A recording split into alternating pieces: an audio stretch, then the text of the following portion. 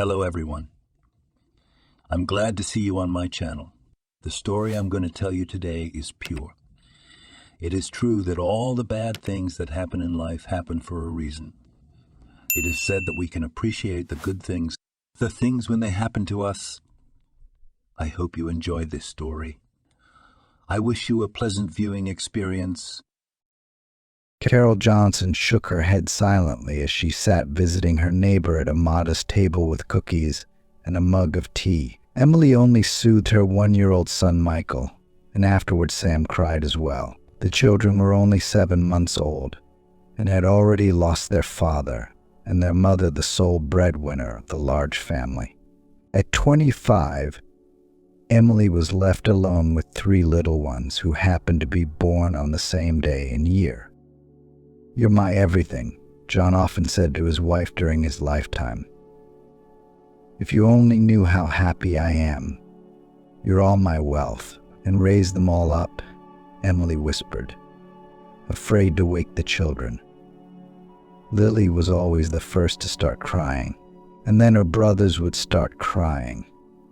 John worked as a trucker, often away from home for weeks at a time, but he was an excellent husband and a caring father, tried for his loved ones, worked hard to ensure that his family did not need anything.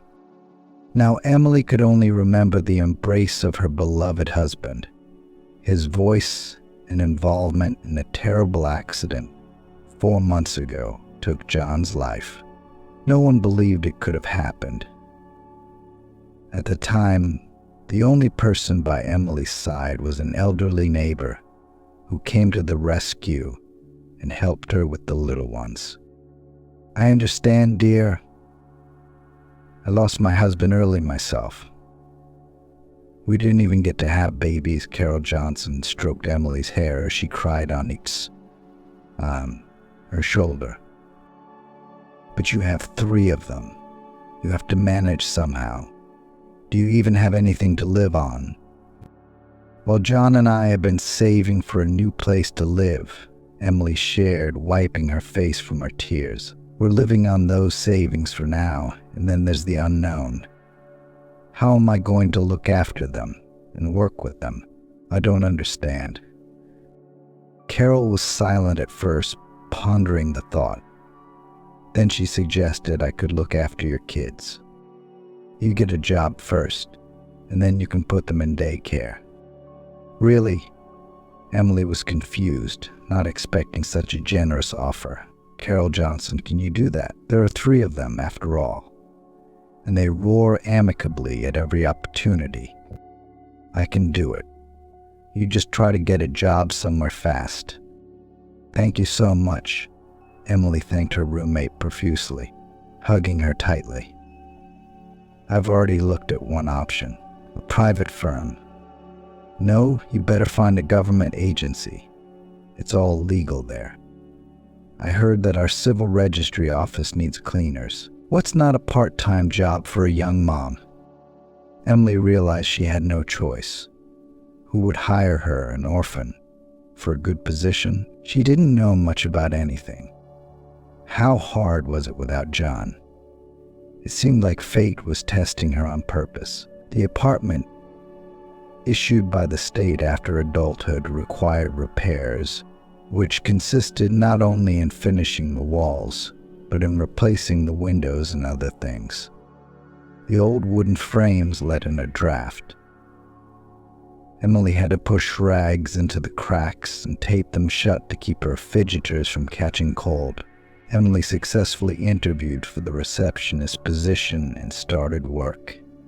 She even felt a little proud of herself because it was her first official job. Before she'd married John, she'd only worked part-time, and then he insisted she could support her family on her own. "That's why I say women need to think with their heads and get an education so they don't have to mop," said Nellie, a member of the wedding palace staff, and nodded toward Emily. Her co-workers were eating lunch during their break and were watching the new girls work with an arrogant look. "I wouldn't wish such a fate," Faith thought and sipped her coffee from a paper cup at the coffee shop next door. It's a nightmare in cube. How does she imagine raising them on her meager salary? Emily overheard her co-workers talking by ear. It turns out that everyone in the registry office was already aware of her situation. After all, the details of their boss, Sarah Williams, did not keep secret. "I'll manage somehow," the indefatigable optimist Emily answered them with a smile. "Do I have a choice?" "I wouldn't get excited if I were you," Nellie replied with a startled look. Emily realized she didn't fit in with these well-groomed, independent women in expensive business suits who witnessed the birth of families and their collapse on a daily basis. She didn't want to argue with them or make enemies. After all, she needed this job, but she wasn't going to let herself be ridiculed either. Everyone has their own happiness. Do you find it in your job and status? I find it in my children. Oh, like you had a choice. Wake up, Faith glanced over at her friend. Emily was tired at work, on her feet all day, keeping the ceremonial halls and office corridors clean, going unnoticed by the rest of the staff. She was required to be quiet and brisk, which Emily successfully coped with. But she couldn't rest at home. She had to fuss with the little ones, apologizing for leaving them with a stranger. "Carol Johnson, how are you?" she asked. "Tired badly in my lower back, too. I'm not going to lie. The kids are exhausting, but I'm not giving up my help." "We should at least disguise the bags under your eyes," Emily advised Nellie, not really caring to be tactful. "I'm a mom after all. And how can you hide them?" Perhaps Emily hadn't realized how important people were in their marriages. You ought to look decent, even if that awful uniform doesn't make you look good. My appearance is quite pleasing, and it did not prevent Sarah Williams from hiring me. Now please let me pass. I'm afraid I'll splash water on your fancy shoes. Emily warned them and picked up the bucket. She couldn't understand why the two registry clerks found amusement in discussing her in front of everyone, and not even embarrassing herself. What was it that displeased them so much? Why are they sticking their noses into other people's business, happy, pleased with themselves? They acted like their own lives weren't that interesting.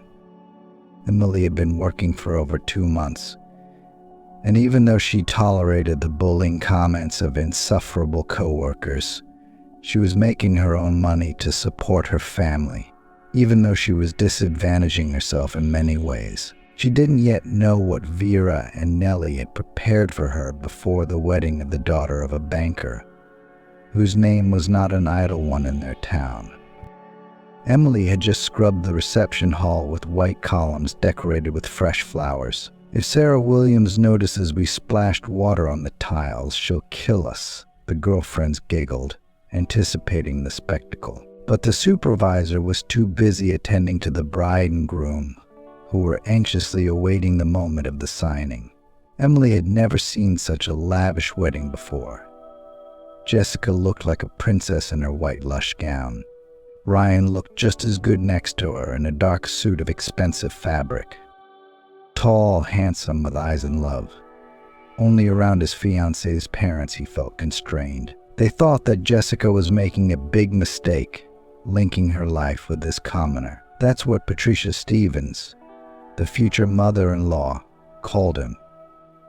The newlyweds were approaching Vera, who greeted them with a cordial smile and prepared to make a touching speech. She was a little nervous and hoped to make a good impression on those gathered, but no one noticed. The broken vase. And Ryan was on the floor faster than anyone could pick him up. "Oh my God, love." Jessica bent toward him, despite the lush skirts getting in the way. "Get him up quickly. He could have been injured." "What on earth is going on at your registry office? It's a mess." Patricia Stevens spoke imperiously. "Who is responsible for this mess? I beg you will forgive us. Oh, Sarah Williams ran up to them. In Ryan's suit, we're about to call an ambulance. Emily froze in horror. She couldn't be seen behind the thick curtains leading into the corridor of the staff room. She was always supposed to be around to clean up emergencies and not ruin the young one's party. But where did the water come from? She had cleaned the hall 15 minutes before the next guests arrived. It was clean, no streaks or drips. Emily looked at the pale Vera and guessed who was behind the incident. She didn't seem to realize what she and her friend had been up to. This is a terrible oversight, Vera's mind was spinning. We can stop it all.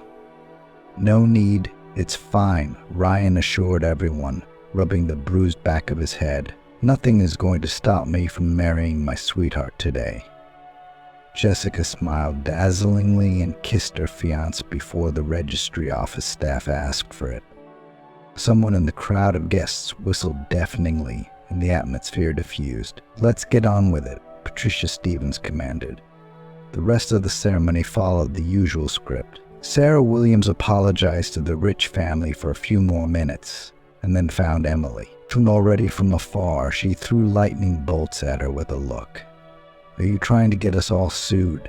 Explain this immediately, Sarah Williams demanded. I checked everything beforehand. I would never. I don't need your inane excuses. Don't you realize how much trouble we're going to be in now? You get out of here immediately and don't expect me to be responsible for you. Look, this is set up on purpose. I take responsibility for my duties.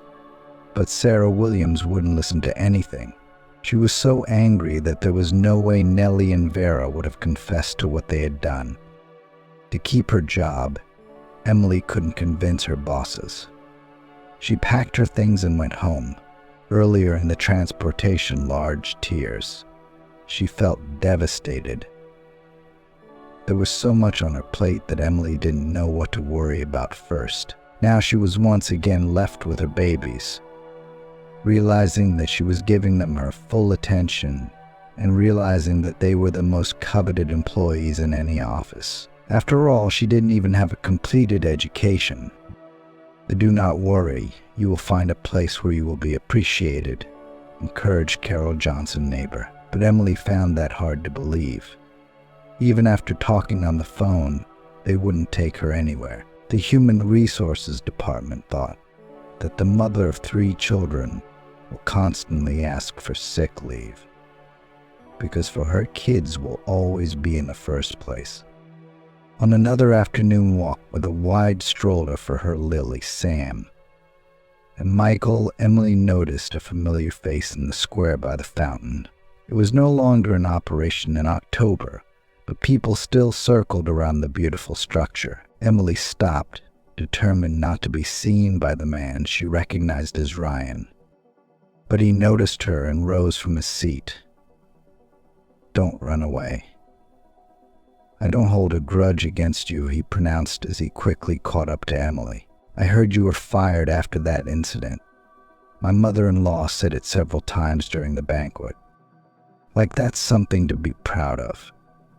That incident was worth more than just getting fired. What if you had been seriously injured? Emily replied, lowering her head. Only it wasn't my fault. I'm just the scapegoat.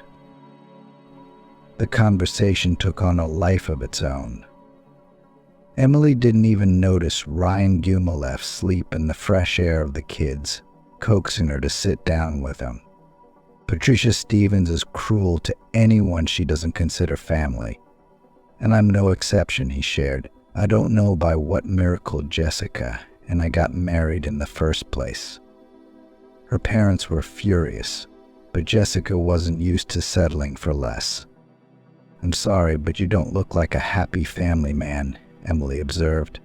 I know for myself. Ryan laughed at first, but decided to open up nonetheless. I come from an ordinary family that will never achieve the status and wealth that my wife's parents have. My feelings for her are genuine. You see, I love her very much. She loves me. That's the only reason we got married. I don't need their connections, their money. I just want to be with the woman I love. And Patricia Stevens is doing everything she can to tear us apart. Now I'm thinking more and more that I made a mistake marrying Jessica. The conditions I've been put under are so unbearable. I'm treated worse than a servant. It's like I'm nothing. And Jessica reveals a whole new side to me. She's bossy, capricious. She can go to extremes. I don't know how I'm supposed to live with people like that. What's there to advise? Emily sighed. What kind of counselor was she? When she herself was mired in poverty and trouble. You can't mess with people like that. They're not used to being disobeyed if they think they're beneath them. Perhaps you can talk to your wife and convince her to live apart from her family. After all, she already chose you once, becoming your spouse. So she sees your future together. You're right, Ryan smiled sadly. I've bored you with my worries. I'm sorry. I'm not the one to complain to you. I don't know how you stand it. It's scary, isn't it? But it's worth it for the kids. You're the whole world to them. Emily felt relieved to talk to someone who didn't know her and John, who was in the same predicament. Ryan excused himself briefly for a hot coffee before returning and turning the conversation in a more positive direction. They both needed the friend they had found in each other. If only for a short time, but neither Emily nor Ryan suspected that their sweet conversation had gone unnoticed. Claire, Jessica's paternal aunt, had immediately called Patricia Stevens as soon as she saw her son-in-law leaving the registry office. You have no idea what a picture I'm witnessing right now, Claire informed her. What do you mean? Patricia clarified. You like to beat around the bush. Tell me. Save me some time. Please. Our precious son-in-law is now strolling around in the company of the very cleaning lady who almost killed him at the registry office. No way. What are they doing? Where are they now? Patricia Stevens was immediately interested, wanting to smear Ryan in her daughter's eyes and break up the young couple. No matter how hard she tried to accomplish that before Jessica's wedding, she wouldn't listen to her. She knew her mother was scheming and let her attempts pass her ears. Nothing out of the ordinary. Talking in the public garden, drinking coffee.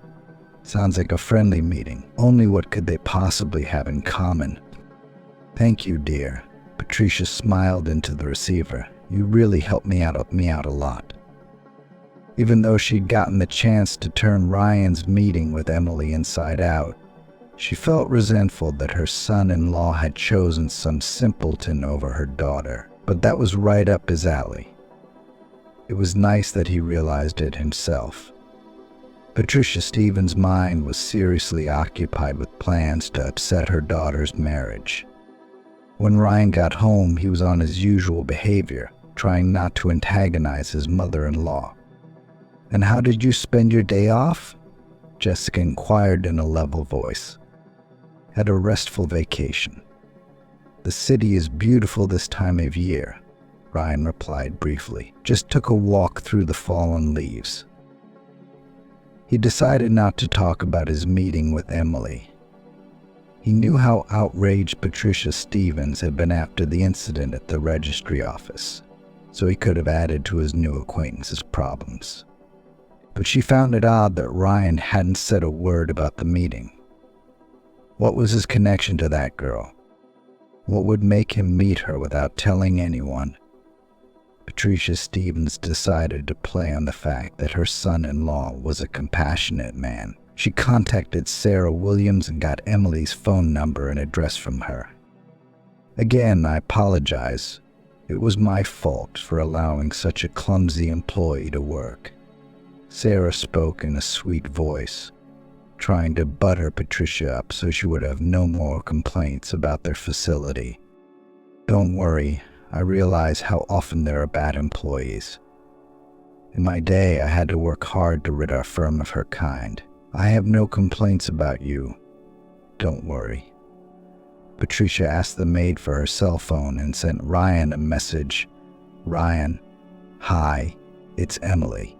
Please come see me tomorrow. I need help. I have no one else to turn to. You're my last hope." Patricia Stevens watched with no small amount of amusement as Ryan scurried off after breakfast to attend to some urgent business. A friend asked for help. "Remember that Alex guy? The one who was a witness at our wedding," he explained as he was about to leave. Jessica walked over to her spouse and kissed him, stroking his stomachs. "Are your friends more important to you than your wife?" she asked. "Don't worry, honey." Ryan kissed her back. "You won't have time to miss me." Ryan didn't realize how he could help Emily, but he couldn't stay away. In a way, he felt guilty in front of her for his new family's behavior. After all, he hadn't been hurt. Accidents happen every day. No one is immune to it. But his family had clung to the poor cleaning lady, so no one would think it was okay to treat them so disrespectfully. Ryan easily made his way into the entryway and rang the bell of the correct apartment. The address was listed in the text message. "Ryan?" Emily asked, confused, pulling her long house robe tighter. "What are you doing here?"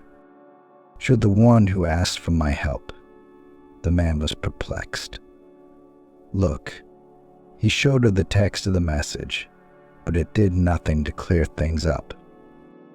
"This must be someone's joke. It's not like we exchanged numbers," Emily said. "And I wouldn't bother you with my own problems. So I came for nothing."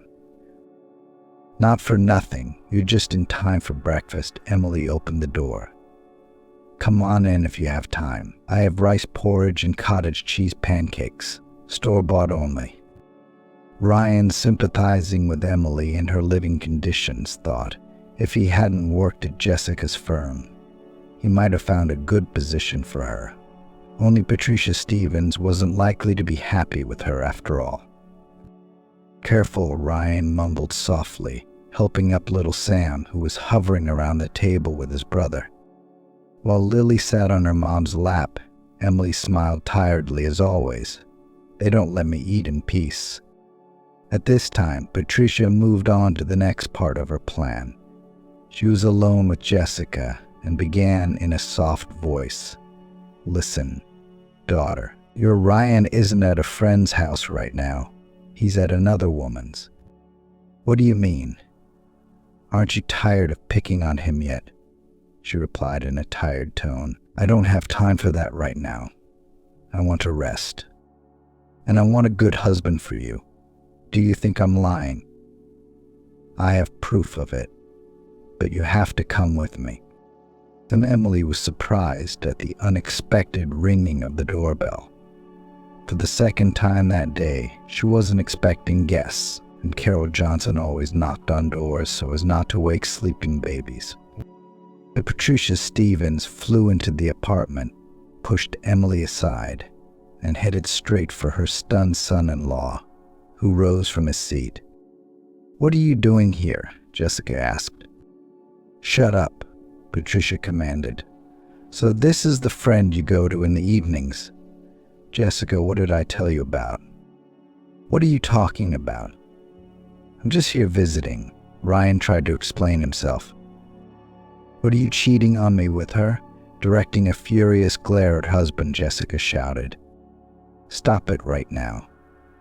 You're scaring my children." Emily squatted down, cradling the 3 toddlers who were staring at 2 loud, disgruntled women who smelled too pungent. "I'm going to call the police now if you keep this up. And you shut up in the first place. You found someone to scare with the police. Be thankful your kids are stopping me from pulling out all your hair," Patricia snarled. "Yeah, no, nothing between us. I just happened to be here by accident," Ryan tried to prove a point. He got a message. Emily tried to confirm his version of events, but Patricia Stevens didn't let him finish. "I've always been against this marriage. I told you he was no match for you." You don't have to come home, and you can find your stuff in a dumpster," Jessica raged. "And forget about the baby. I'd rather he grow up without a father than with someone who swore he loved me and now sits in this brothel." Emily didn't interfere anymore. Patricia and Jessica left the apartment on their own. It was clear to them that they weren't going to discuss any other options with Ryan. He was out of the family in an instant. "I'm sorry," was all Emily said, and Ryan continued to stand in a stupor. "I'm sorry about that." He knelt down in front of the frightened children and tried to humor them. Apparently he was in shock since he didn't comment on what had happened. He had not yet realized that he had lost his family and child in an instant. Everyone was silent for a few minutes, and then Ryan stood up and headed for the door. "I need some air," he said. Ryan hoped that Jessica would cool down and agree to hear him out. This was all about Patricia Stevens. She definitely set the whole thing up, and now she'd sink her teeth into her version of events to turn his daughter against him. Ryan wandered around town, knowing it was too soon to go to Jessica with his explanation. It was starting to get dark outside when he got a call from Emily. They had managed to exchange contacts before his wife and mother-in-law showed up at her apartment. "You can stay at my place if you have nowhere else to go," Emily offered, genuinely wanting to help. She knew how important other people's input was in critical situations. "Thank you, and I guess I have to agree. I have friends here, but I'm still hoping to reconcile with Jessica, and I'll have to explain why we're having a rift." "Then don't be shy. Come over and I'll make dinner," Emily promised, and Ryan hung up the phone. Even though he was still worried about the future of his marriage, he was glad there were still people who were sympathetic. Ryan stayed with them for a few days. He tried to be helpful to repay Emily for her kindness, so he'd taken care of the kids. "I got fired," he said, sighing as he looked at the text message that came on his phone. "There's definitely nothing to hope for now. If my mother-in-law is trying to cut me out of every aspect of my life, then there's no way I'm getting Jessica back. But you only saw her once. Try again," Emily said in a pathetic tone. "Keep her in the house so she doesn't run into you. But she'll see you standing under the windows." "I'm starting to be overcome with doubt that she herself never really needed to marry me," Ryan shared. "I mean, we're having a baby, and it's mine. Is it okay to tear things up like that when I wasn't caught cheating? Is everything either black or white with her?" Emily didn't know what to say. She let Ryan talk because it made him feel a little better. There was nothing he could do in this situation. "We need to get a job. I can't abuse your kindness." "Good idea. I can't feed all of you. Besides, it's time for me to get settled. I can't pay my rent with air." A week later, Ryan went to work as an apprentice cathedral master. He'd never done this kind of work before, but he was determined to gain experience so he'd never have to depend on the bosses or meet Jessica's family. Ryan kept waiting for disaster to strike. He was sure that Patricia Stevens would not leave things as they were and would take revenge on him. Talking to Jessica wasn't working. She ignored his existence. After one phone call, she said, "I've made up my mind and I'm filing for divorce, but don't let me see you again." Shortly she replied and hung up, not even wondering what her husband wanted to say in response. Emily felt much calmer. Having found a simple job online, even if it didn't pay much, it was better than cleaning houses for the same money and trying to fit in with a close-knit group.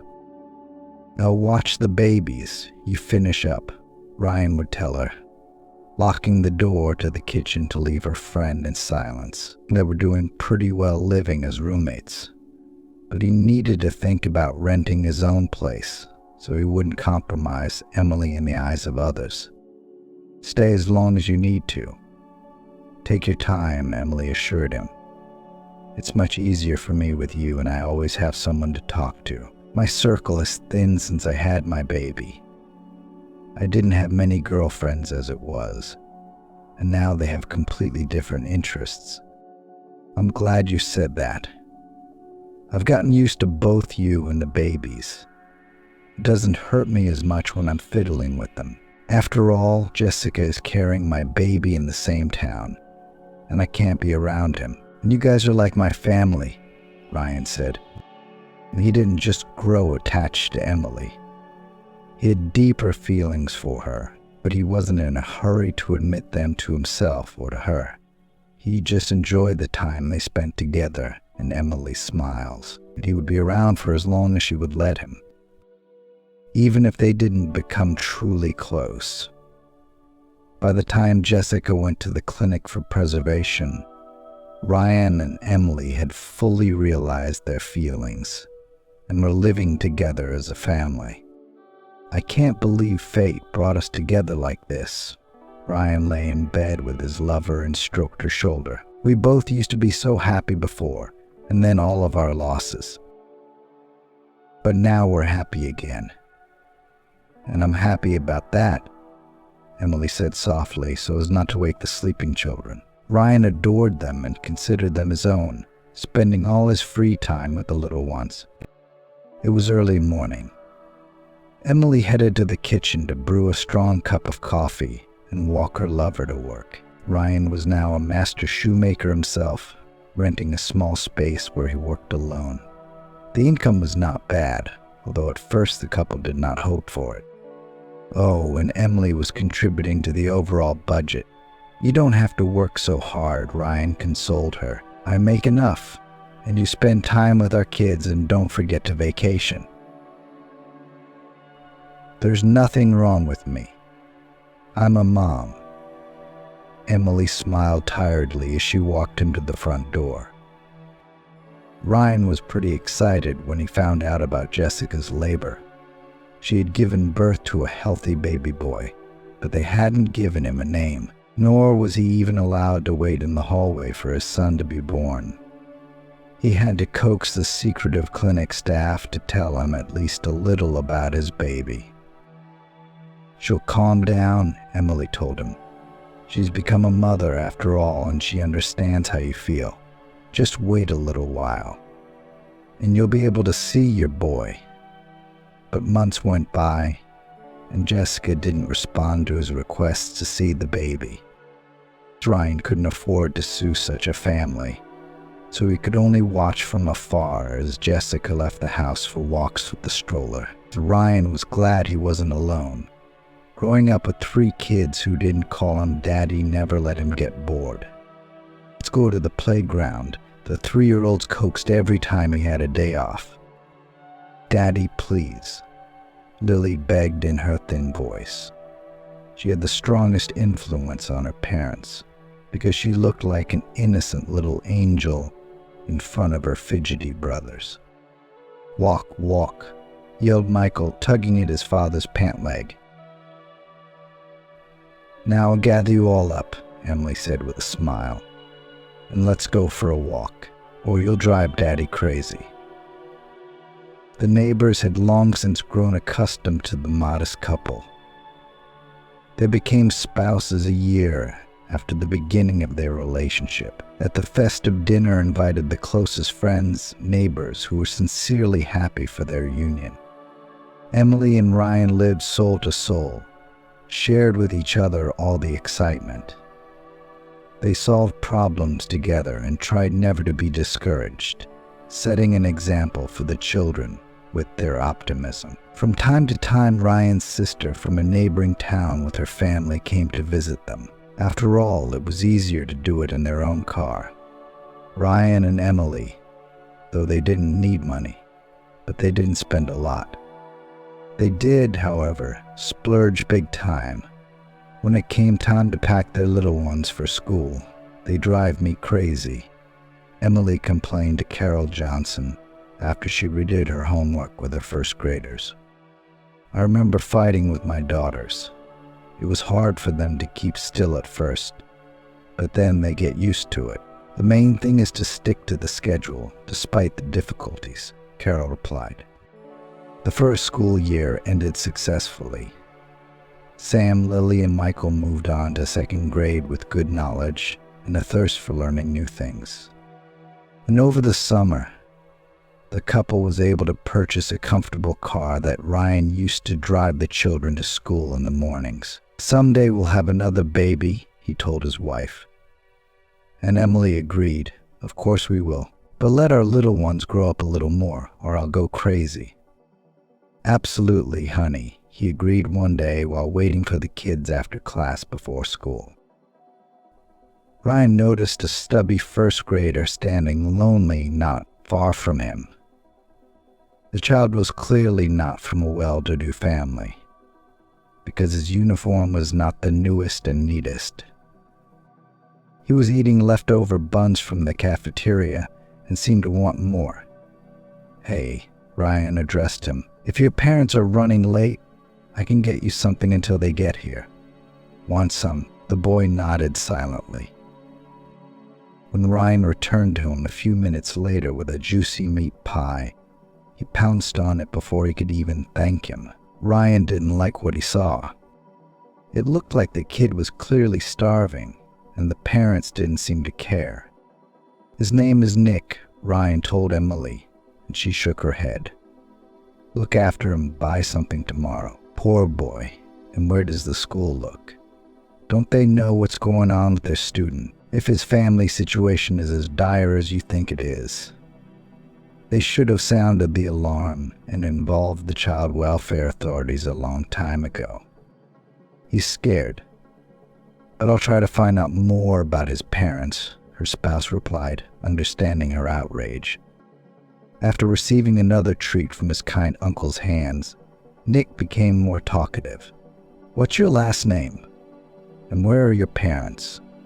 The boy unashamedly gave his mother's last name, and Ryan froze. It was Jessica's last name, after all, and the first name matched. He squatted down in front of Nick and gently took him by the shoulders. "Your mom's name is Jessica?" "Yes." "Do you know her?" Nick patted his eyes in surprise, examining the troubled face across from him. "Mom's going through a rough patch. That's what she says. Grandma and Grandpa were in a car accident last year and went to heaven. That's when Mom started drinking. She doesn't even eat, she just goes everywhere with a bottle. She often yelled at the maids, so they quit. And Mom can't cook herself, even though I say I'm hungry." "Oh my God," was all Ryan could say. His own son stood before him. This poor, lonely, and abandoned child was his blood. "Don't worry, buddy," Ryan put his arm around the boy and stroked his back. "Things will change soon, I promise. Now you're going to meet someone and we're going to go visit." Calling Emily, Ryan warned her that he was coming along with Nick. She was as excited about the baby as her husband. While the children, who quickly found common ground, entertained themselves in the only room, the couple locked themselves in the kitchen. "She's out of her mind. You can't drive a child like that," Emily whispered so the little ones couldn't hear anything. "I'll terminate her parental rights." Ryan boiled with anger. She hid him from me and didn't think she was human. Crazy. "Shh." Emily hugged her spouse from behind and nuzzled her cheek against his. "We'll do whatever we need to do. We'll contact child welfare first, have them come and assess Nick's condition. And then we'll take care of Jessica. He'll definitely stay with us, I'm sure. From what he says, she's not a good mother."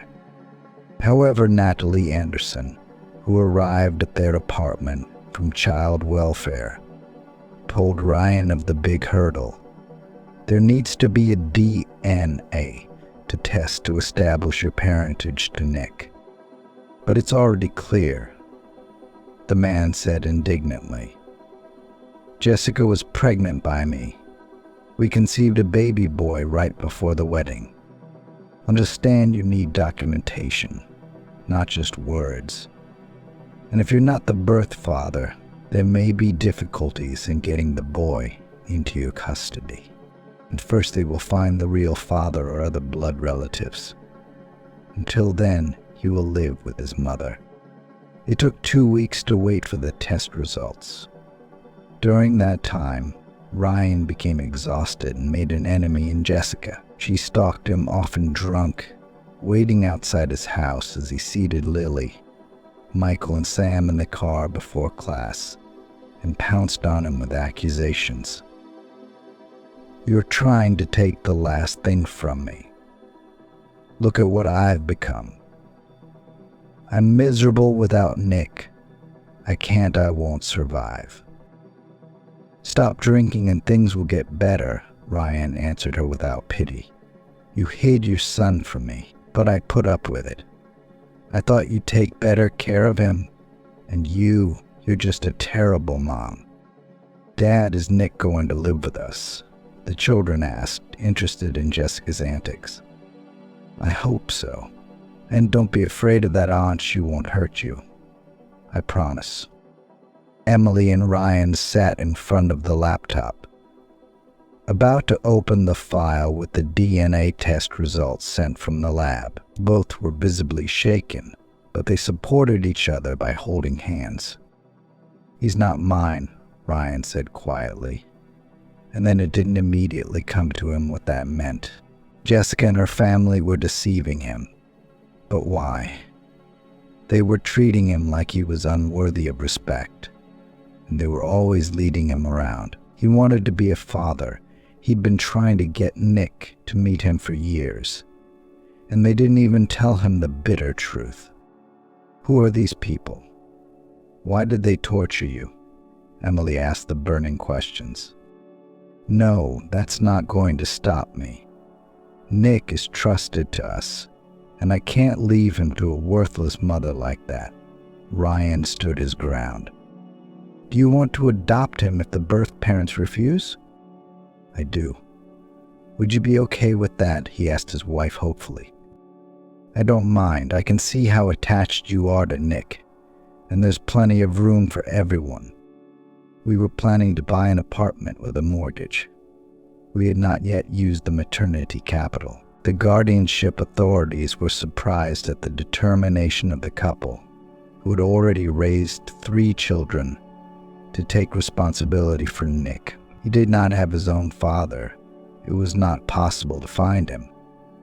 Jessica brought the case to court, not wanting to lose her son. When the judge ruled in favor of Ryan and Emily, she didn't make a scene, but asked to be allowed to say goodbye to her child.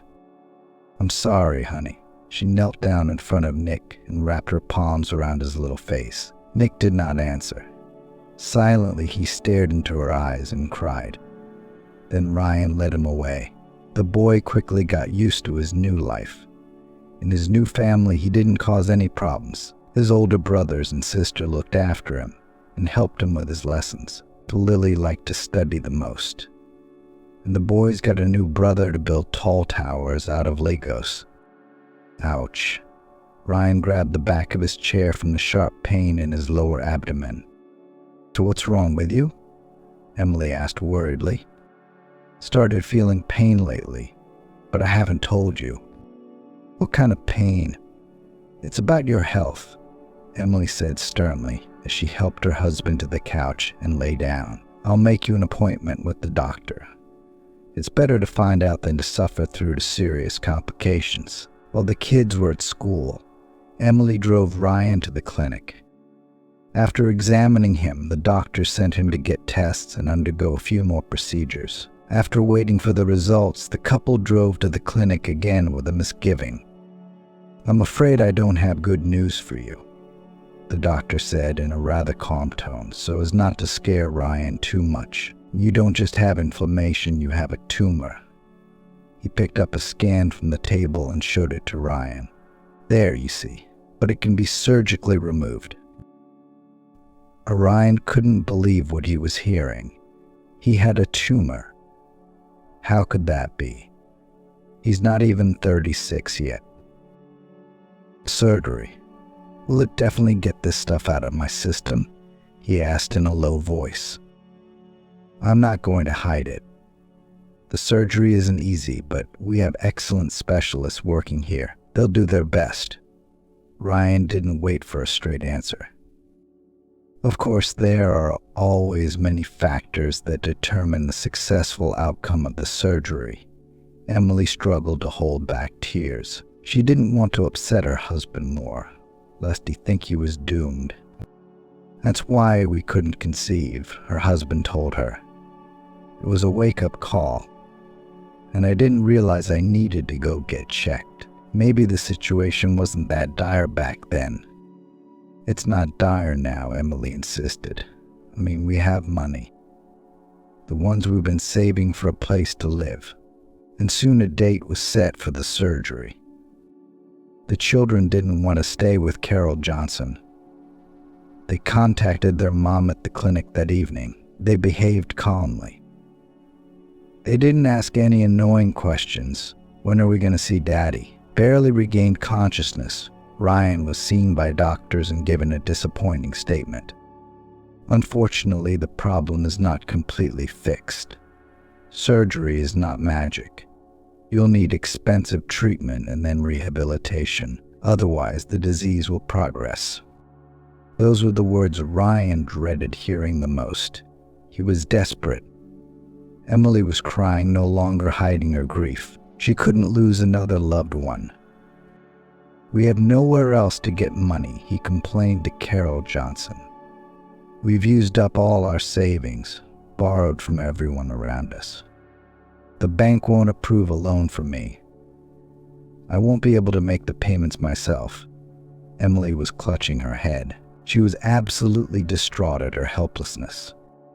Jessica appeared on the doorstep of their new apartment out of the blue.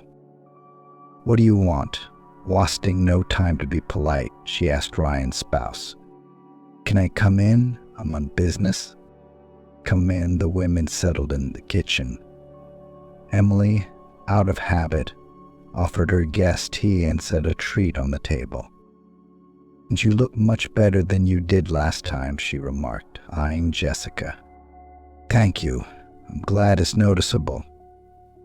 I went through alcohol treatment at the clinic and I'm completely clean. Now I don't even care for booze anymore. Did you come to discuss seeing Nick? Do you want to hang out with him? Of course I do. But I'm here to help Ryan. I found out about your trouble and I can pay all his expenses. Oh my God. Emily covered her face with her hands. She couldn't control her emotions and cried with relief. Surely you can do that for us. We're broke. I don't know where to get the money. I didn't know how to tell Ryan that I wasn't approved for a loan. After all, it was our last hope. Jessica looked sincere. She moved her chair closer and hugged Emily. It'll all be over soon. I'll transfer the right amount of money into the clinic's account today, and Ryan will be started on the right medication as early as tomorrow. Thank you so much. Ryan saved me. Now I'm his. He helped me realize what I had traded my real life for. I was parentless and headlong into my own worries. But I was responsible for a child who needed a parent just as much as I did.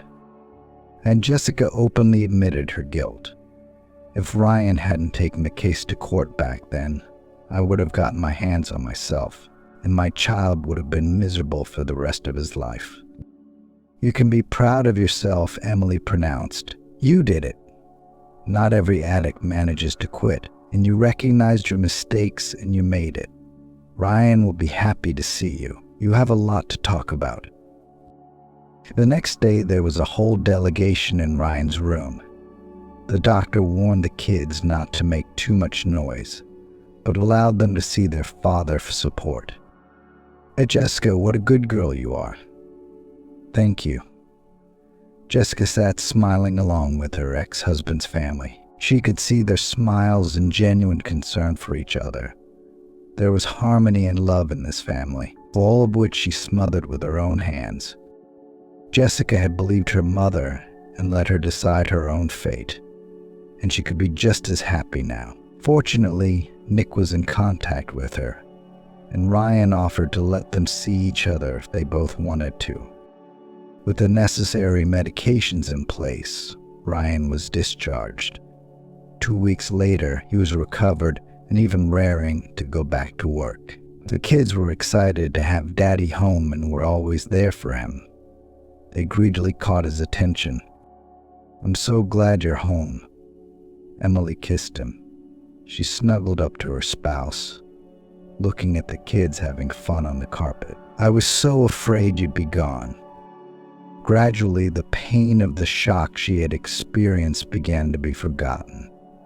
Ryan and Emily's family tried to make each of their days memorable and not complain that they were missing something. Well, Jessica became a frequent guest in their house, and after a while, having found her happiness, invited the whole family to a lavish wedding.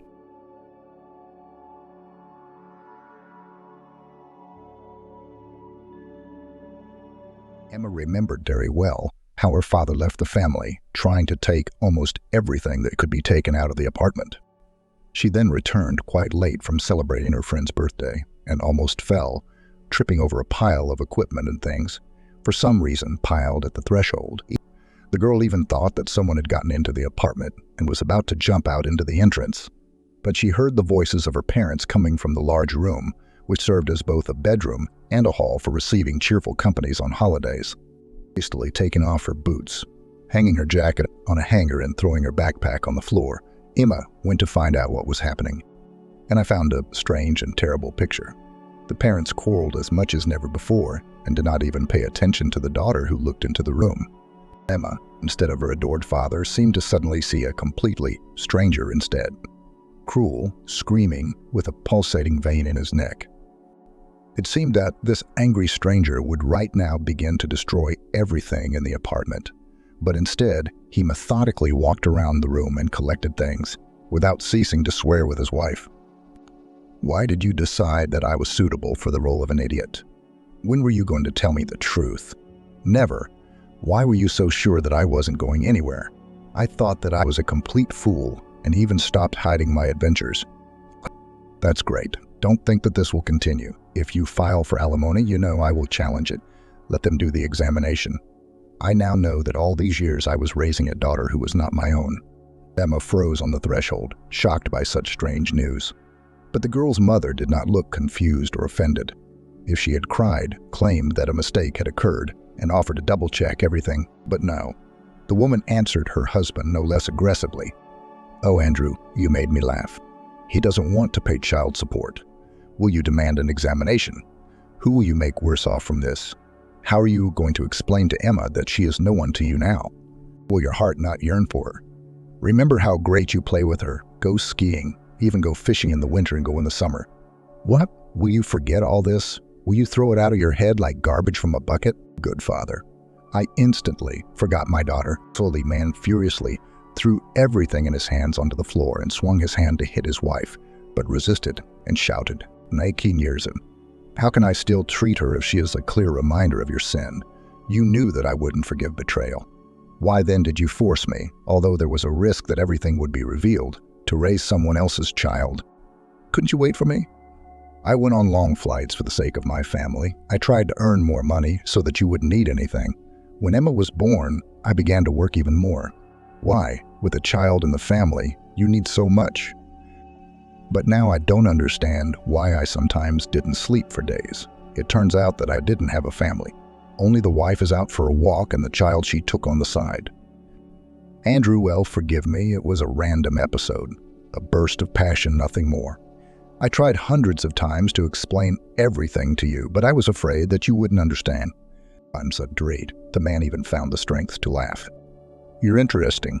In my opinion, I had the right to know the truth from the very beginning. Then it probably wouldn't hurt so much now. I quarreled with my mother for your sake. Although she seemed to feel your deceitful nature in her heart, Andrew turned away from Kate so that she would not see the tears in his eyes and noticed Emma frozen in the doorway. The man felt uneasy. He had considered this girl his daughter for so many years that, of course, it was impossible to divorce her overnight. "Sorry, Emma," the man said and began to collect the things he threw away. And then, waving his hand, he sat down on the sofa. Blaine didn't know what to say. The girl solved the problem herself. Approaching the man, she sank down on the floor in front of him so that she could look into his eyes and said quiet, "For me, you will forever remain a real dad. So know that when you want to talk to me, I will always be glad." The man could not restrain himself, and in an impulse hugged the girl, whom he had considered his daughter for 14 years, and headed towards the door. Emma heard the head of the family rattling something in the corridor, but did not go out. In general, this situation seemed like some kind of strange, sticky nightmare to the girl. Only when the front door slammed did she dare to ask, "Mom, how come? Why did Dad decide that I'm not his own daughter?" Kate, who smelled faintly of booze, didn't lie. "Oh, but it's awkward to tell your own daughter this. But you seem to be an adult already, so listen, at least so you don't repeat my mistakes. I married Andrew as soon as I turned 18. He had already served in the army and got a job as a delivery driver. One day I brought some goods to the city, to the store where my mother, your grandmother, was in charge at the time, and he saw me. In general, I began to look after him. But both his mother and mine, of course, were against it. They thought that we were not a couple at all. My mother said that with a villager, I would die of boredom. So she declared that he only knows how to talk about the quality of manure, and it would be a shame to even go to the cinema with him, let alone to the theater. But you must remember your grandmother. You were already 10 years old when she left. Do you remember how she didn't mince words? Her grandmother, after whom she was named, was always, as they say, at the parade. But she could roll out a phrase in such a way that there was no wet spot left. Kate took a breath and continued to share a family secret with her daughter. The woman, the mother, who, like mine, also raised a child alone, did not stand on ceremony in her expressions. She called me a city reveler right to my face. She declared that she would not give her blessing for her son's marriage to a slacker. Well, who and when did young people listen to? We got married, of course. She went to the village. Here I settled in this city apartment. It seemed like we lived nothing. At first, at least, and then money became scarce. My mother refused to help financially. Like the kids themselves, since you already consider yourself such adults that you got married. Andrew's friends told him that cargo transportation was more profitable, and he began to travel. There really was more money. But I'm bored. I then decided to go to the alumni meeting and unwind with one boyfriend who had been courting me since school seemed to turn my head. It seems like he has started to catch up. I'm not saying that I was directly opposed. Well, of course, I had no reason to be proud of myself. It turns out that you really are not his daughter, but your real biological father, by the way, learned from me that you were born. But by this time he was already getting ready to get married and had no intention of changing anything in his life. So I had to keep lying. His mother, as soon as she saw you tiny, began to insist that you were not their breed.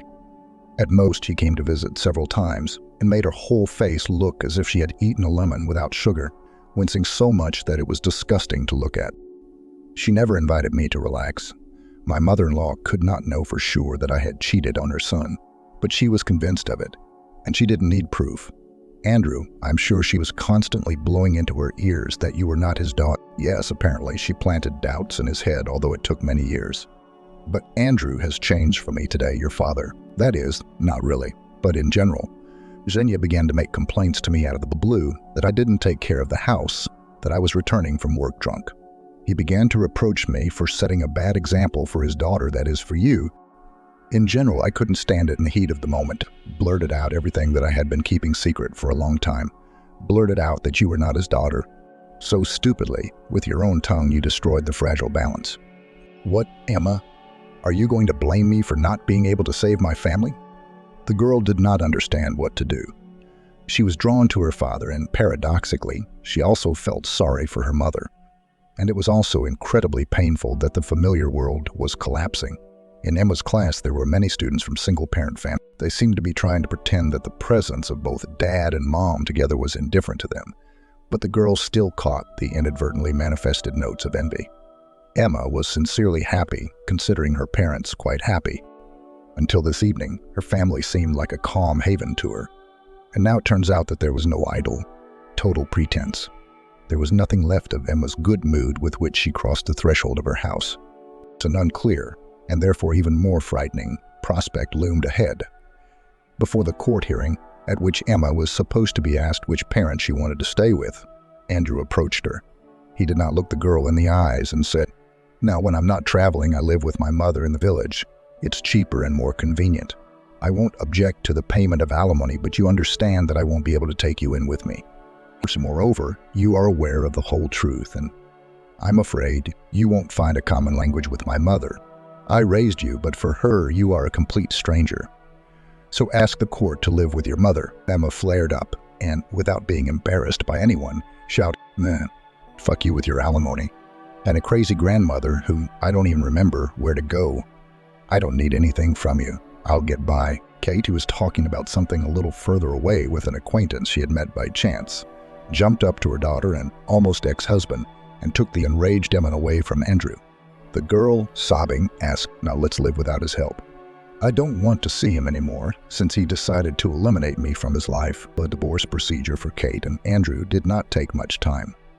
The court made all the required rulings, and the former spouses began a new stage in their lives. It seems that there were no major changes in the routine because the head of the family was not at home for a long time. But the situation became somewhat nervous.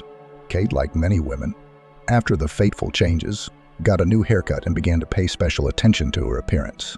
Of course, Emma wanted her mother to be happy.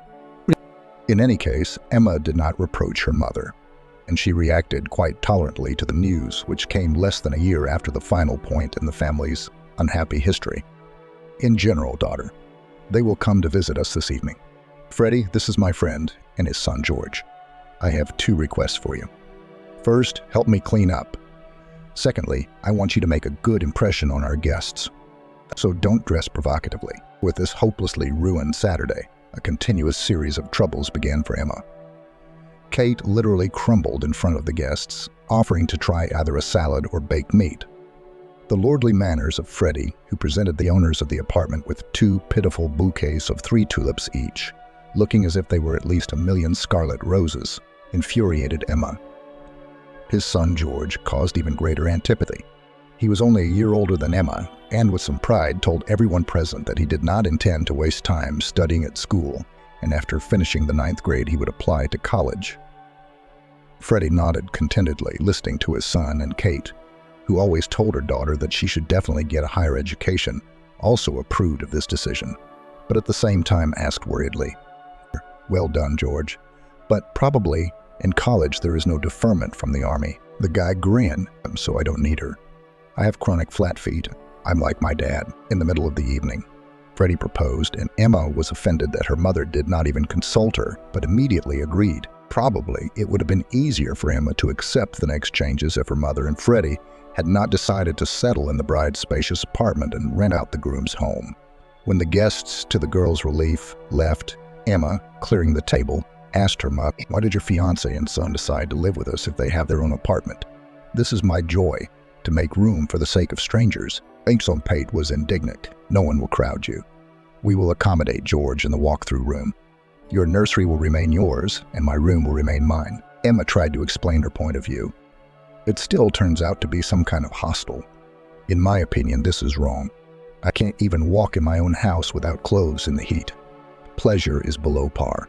If you are interested in my opinion, it would be ideal if this Freddie of yours invited you to live with him. And I can handle the housework here without any problems." Kate was adamant, and then confessed, "We will need money soon, so you will have to rent out the apartment. I'm expecting Freddie's baby." Emma understood that her mother was still quite a young 34-year-old woman, and this scenario was quite predictable. However, the prospect loomed not only of constantly seeing a stranger and an unattractive guy, but also of becoming a nanny. She completely destroyed all the joy that the parent had found her happiness. Freddie, unlike the one whom Emma had long considered her father, did not bother himself with work at all, and most often lay on the sofa. George, to the girl's great joy, did not flash before her eyes for very long. One day he simply packed his things into a bag and, asking his father for money, "In general, I'm moving to live with a girl. Everything seems to be fine with her. Besides, her parents moved abroad and it takes me 3 minutes to walk from their house to college. Waddle. All. Don't be bored. Or send money. Kidding. I will come for financial support myself." Kate tried to be indignant, reminding her stepson that he had only recently turned 16 years old. But he grinned brazenly and said, "But you should be jumping for joy that I'm moving out, and not pretending to be a caring mother hen. Besides," the guy nodded at his stepmother's already noticeable belly, "you will soon have noise, screams, and the stench of a child here. Why the hell do I need such happiness?" Freddie did not scold him for his rather impudent approach to his stepmother, but took money out of his wallet and, handing it to his son, muttered kind, "That's it, come on, go, the philosopher has been found." He took the bill handed to him and, picking up his bag, left. Just before the year 2000, problem and possible computer equipment failures were seriously discussed on TV. Emma had a half-sister, and so New Year's Eve spent with friends became practically the last island of calm in the period after my parents' divorce. Emma had fun, sang songs, and desperately hoped that the gloomy forebodings would not come true. However, everything turned out even worse than one might have expected. More than 3 years from the moment the mother brought the bundle with her youngest daughter from the maternity hospital, her eldest got the worst of it. It was Emma who most often changed her sister's diapers, threw them in the laundry, hung up the laundry, and so on in an endless circle. Freddie laughed from the sofa, looking at his stepdaughter and turning to his wife. Kate, you're great. You made a fuss about giving birth when you were young. First she got a nanny and then a cradle. Even preparing for exams was not considered a valid reason for not doing some homework. Only once, when Emma's temperature rose above 39 degrees, was she mercifully allowed to undergo treatment.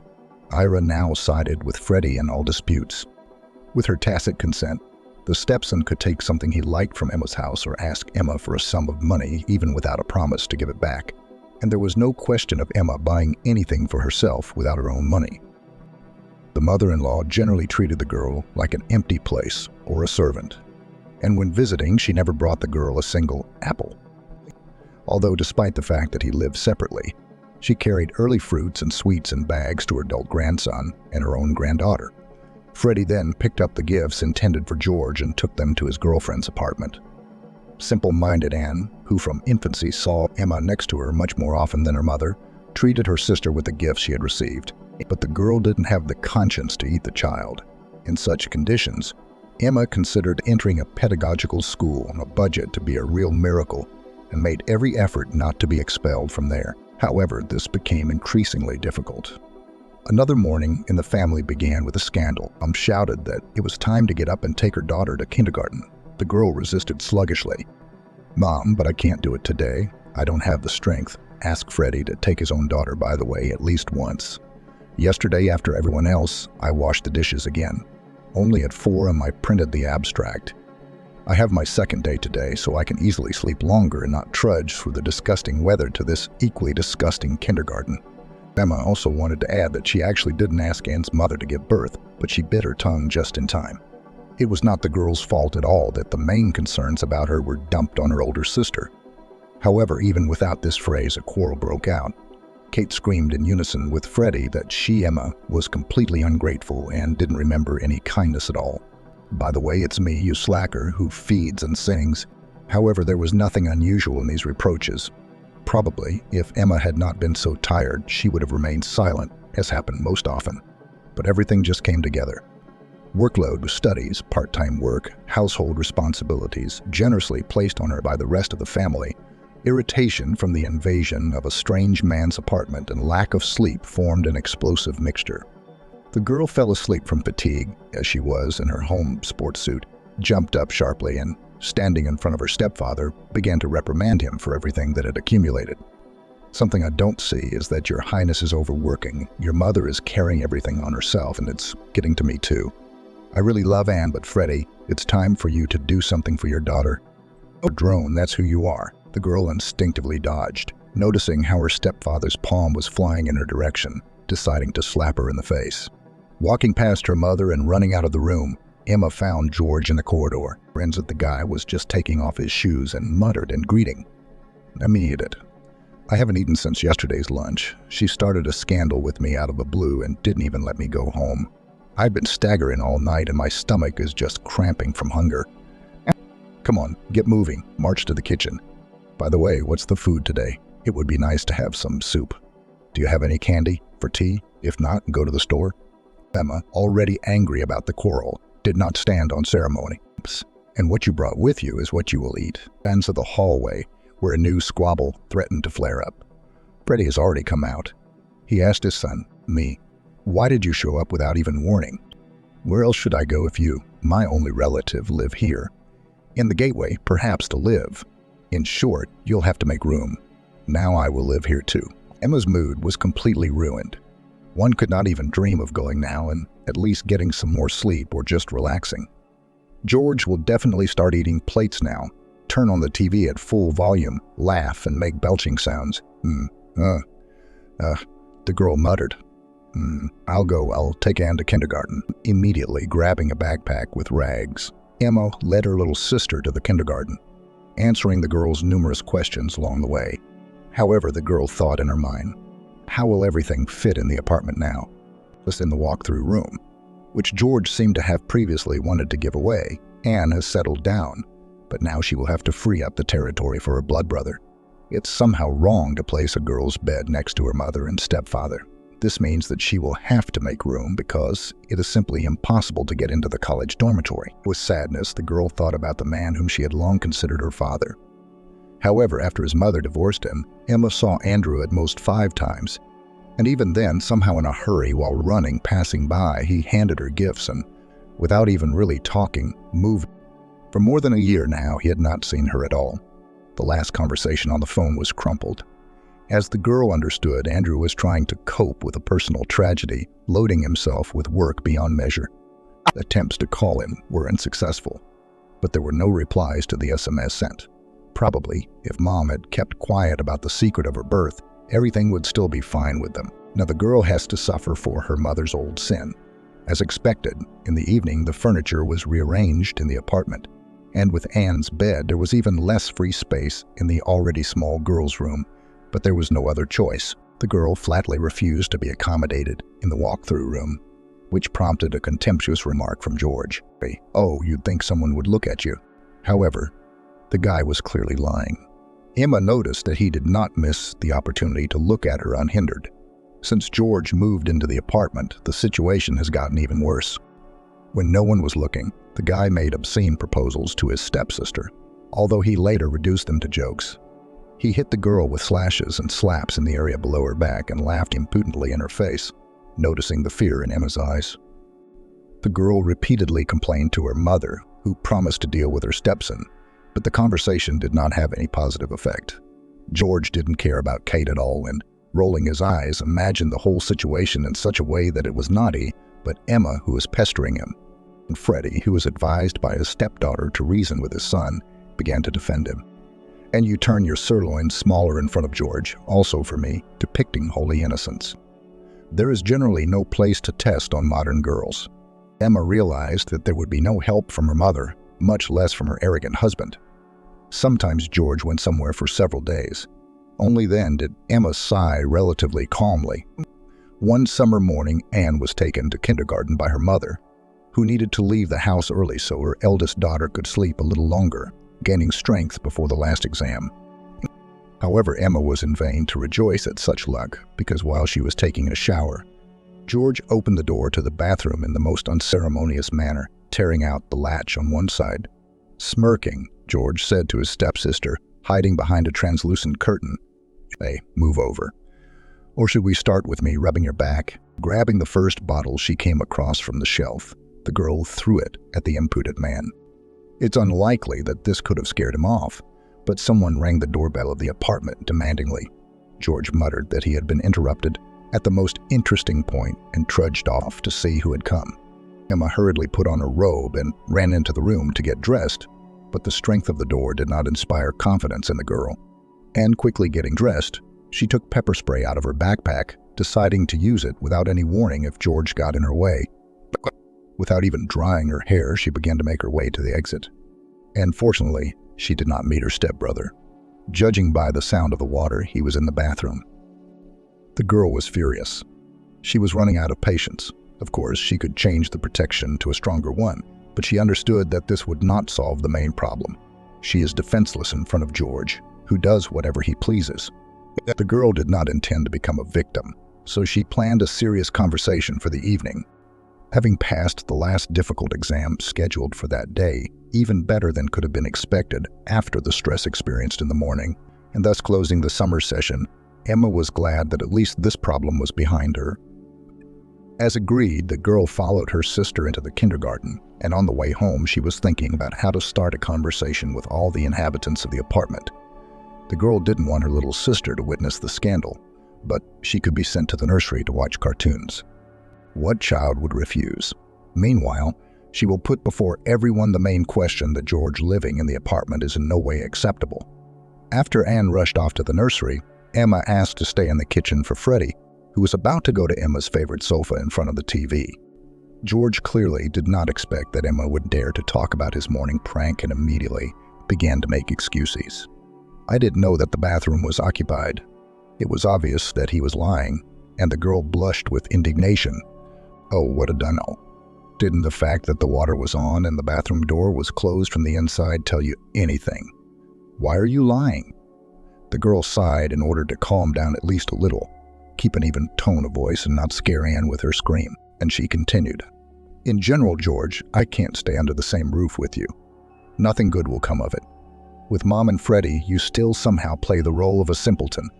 But as soon as you and I are alone, how do you behave? It was noticeable that George was nervous, but was trying to find an excuse. How serious you are. I just wanted to joke. Just think, beauty. Do you even look at yourself in the mirror? I won't have any reaction to your appearance. A liter of wine won't be enough to make you want to look at you. Emma was not affected by her stepbrother's ridicule, and she gave her mother an ultimatum. You can't live like this any longer. I am very concerned about George's behavior. Mom, in short, either you kick him out or I'm leaving. Betty had been silent before, but intervened in the conversation. No, so go away. Get down on all four sides. You provoked George yourself. As the saying goes, it is true that if the dog doesn't want to, then the dog won't jump up either. It wasn't enough for you to accuse him of committing any illegal actions. Come on, get lost. There is no point in throwing mud at my son here. Emma was offended not so much because of her stepfather's words, but because her mother didn't even think to protect her. Kate was silent. She generally acted as if she had already talked about this topic with Freddie for a long time and decided everything was not in favor of her daughter. Mom, why are you silent? What, you can't even say a word in defense of your daughter, whom your husband is now insulting? Or do you also think that I'm provoking? Or is the presence of pants in the house more important to you with what will happen to your daughter even with two? Anne is also in danger. You never know what will hit this George in the head. She is small, and he will generally be able to cope with her. Freddie got furious. You rubbish. Keep your filthy tongue shut. Once again, I hear such suspicions towards George, and you'll instantly fly out of the apartment. From her stepfather's impudence. Emma was even confused for a few moments. She had no decent words.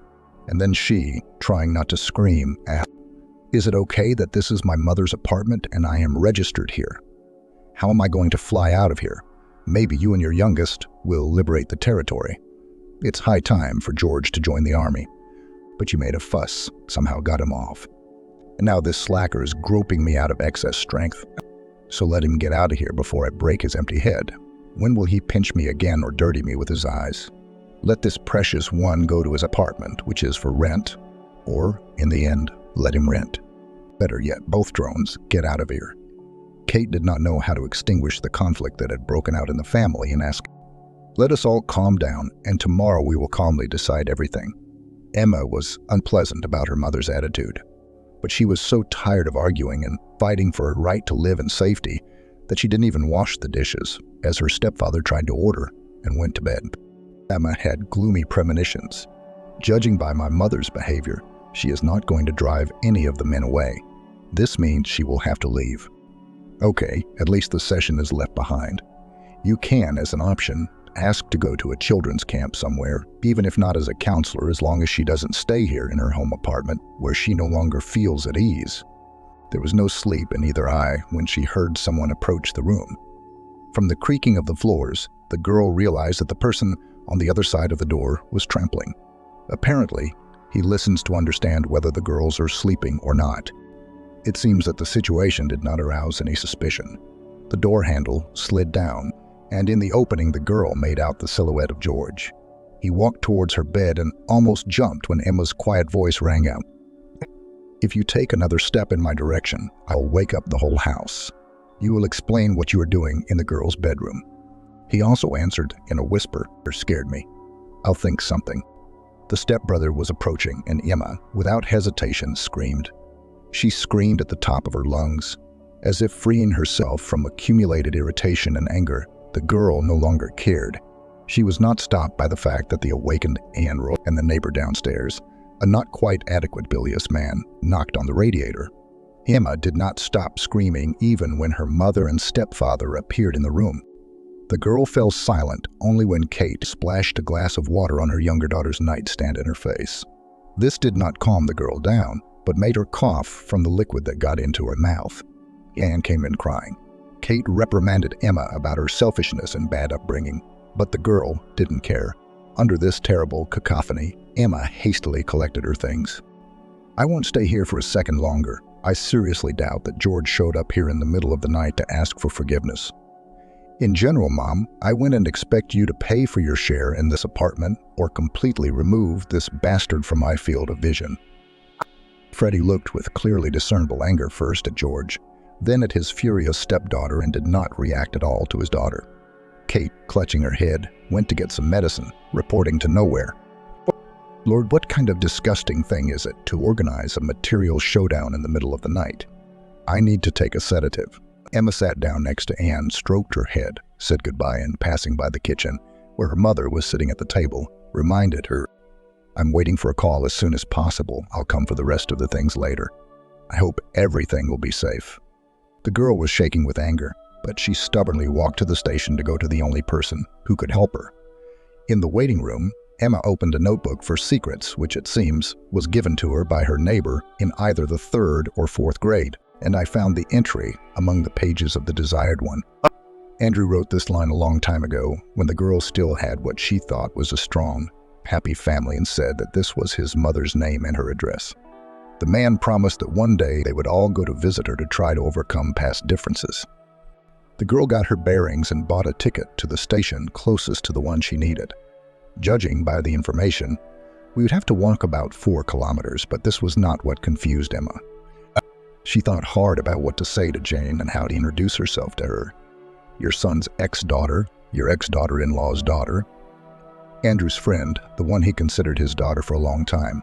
The girl looked through the options, but could not find the perfect one. But getting to the destination turned out to be as easy as shelling piers. And soon Emma was already standing at the fence with a sign attached to it with the desired address. The girl did not dare introduce herself to the woman in a tracksuit who was clearing the front garden of weeds. And apparently, it was Jane. And just ask, "Hello, can I see Andrew?" The girl did not even imagine that completely harmless phrases could produce such an effect. The woman threw herself on the ground and began to howl like a wounded animal. Emma hesitated only for a few seconds, and then, throwing her things, opened the gate and ran up to the woman. "No, Jane, get up. How can I help you?" The crying woman did not immediately begin to calm down, and only after a few minutes, Emma was able to lift her from the ground and bring her to a bench under a tree. Jane blew her nose noisily into a rag she took out of her pocket and ordered, "From home, bring me a mug of water and pills from the refrigerator." Emma ran into the house and, having quickly found all the necessary medicines, rushed to look for a mug when she noticed a photo of Andrew on the table with a black ribbon at an angle. The girl felt sad to the point of tears. She sniffled. Andrew was the only person whom the girl considered a father.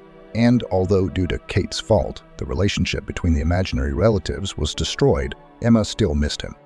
She now understood what caused such a violent reaction from Jane, and was completely at a loss how to explain who she was and why she had come, so as not to torment the heart of the poor woman who had lost her son even more.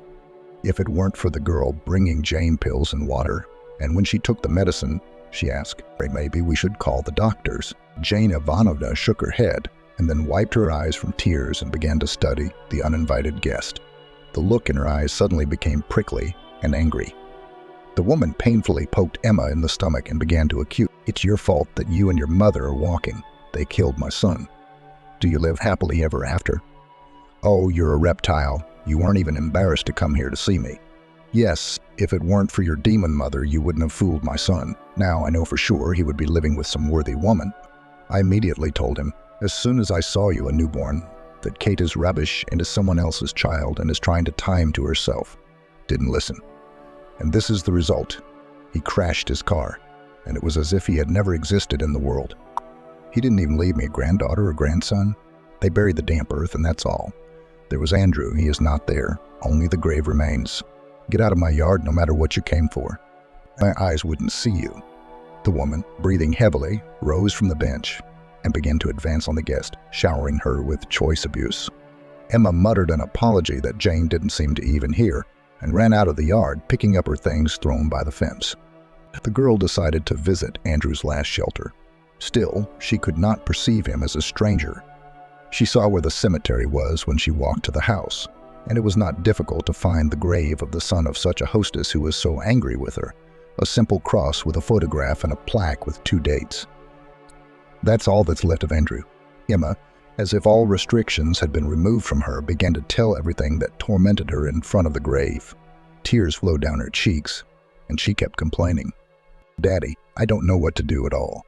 I need to look for housing because my heart feels that my mother is not going to exchange the apartment. I don't want to huddle there with these people. Anne is just a pity. But not only can I help her, I can't help myself either. Of course, Emma did not expect that inspiration would descend on her in the graveyard and she would understand how to act further. But after talking out loud about my misadventures and sobbing, wistful emptiness set in. Having said goodbye, Emma came in from the side and, holding out her hand, stroked the photo of Andrew. Goodbye, and don't be offended if I can't come for a long time. Emma wandered back. There were logs piled up near a fence near some house, and the girl decided to find out if there was any live-in work in the town next to the village. She took out her phone and became despondent. The smart device, the first assistant of a modern person, was completely discharged. Even without this trouble, my nerves were on edge. And although Emma thought she had no more tears left, she burst into tears again. The girl did not notice anything around, not even the buzzing of mosquitoes trying to sting unprotected parts of the body.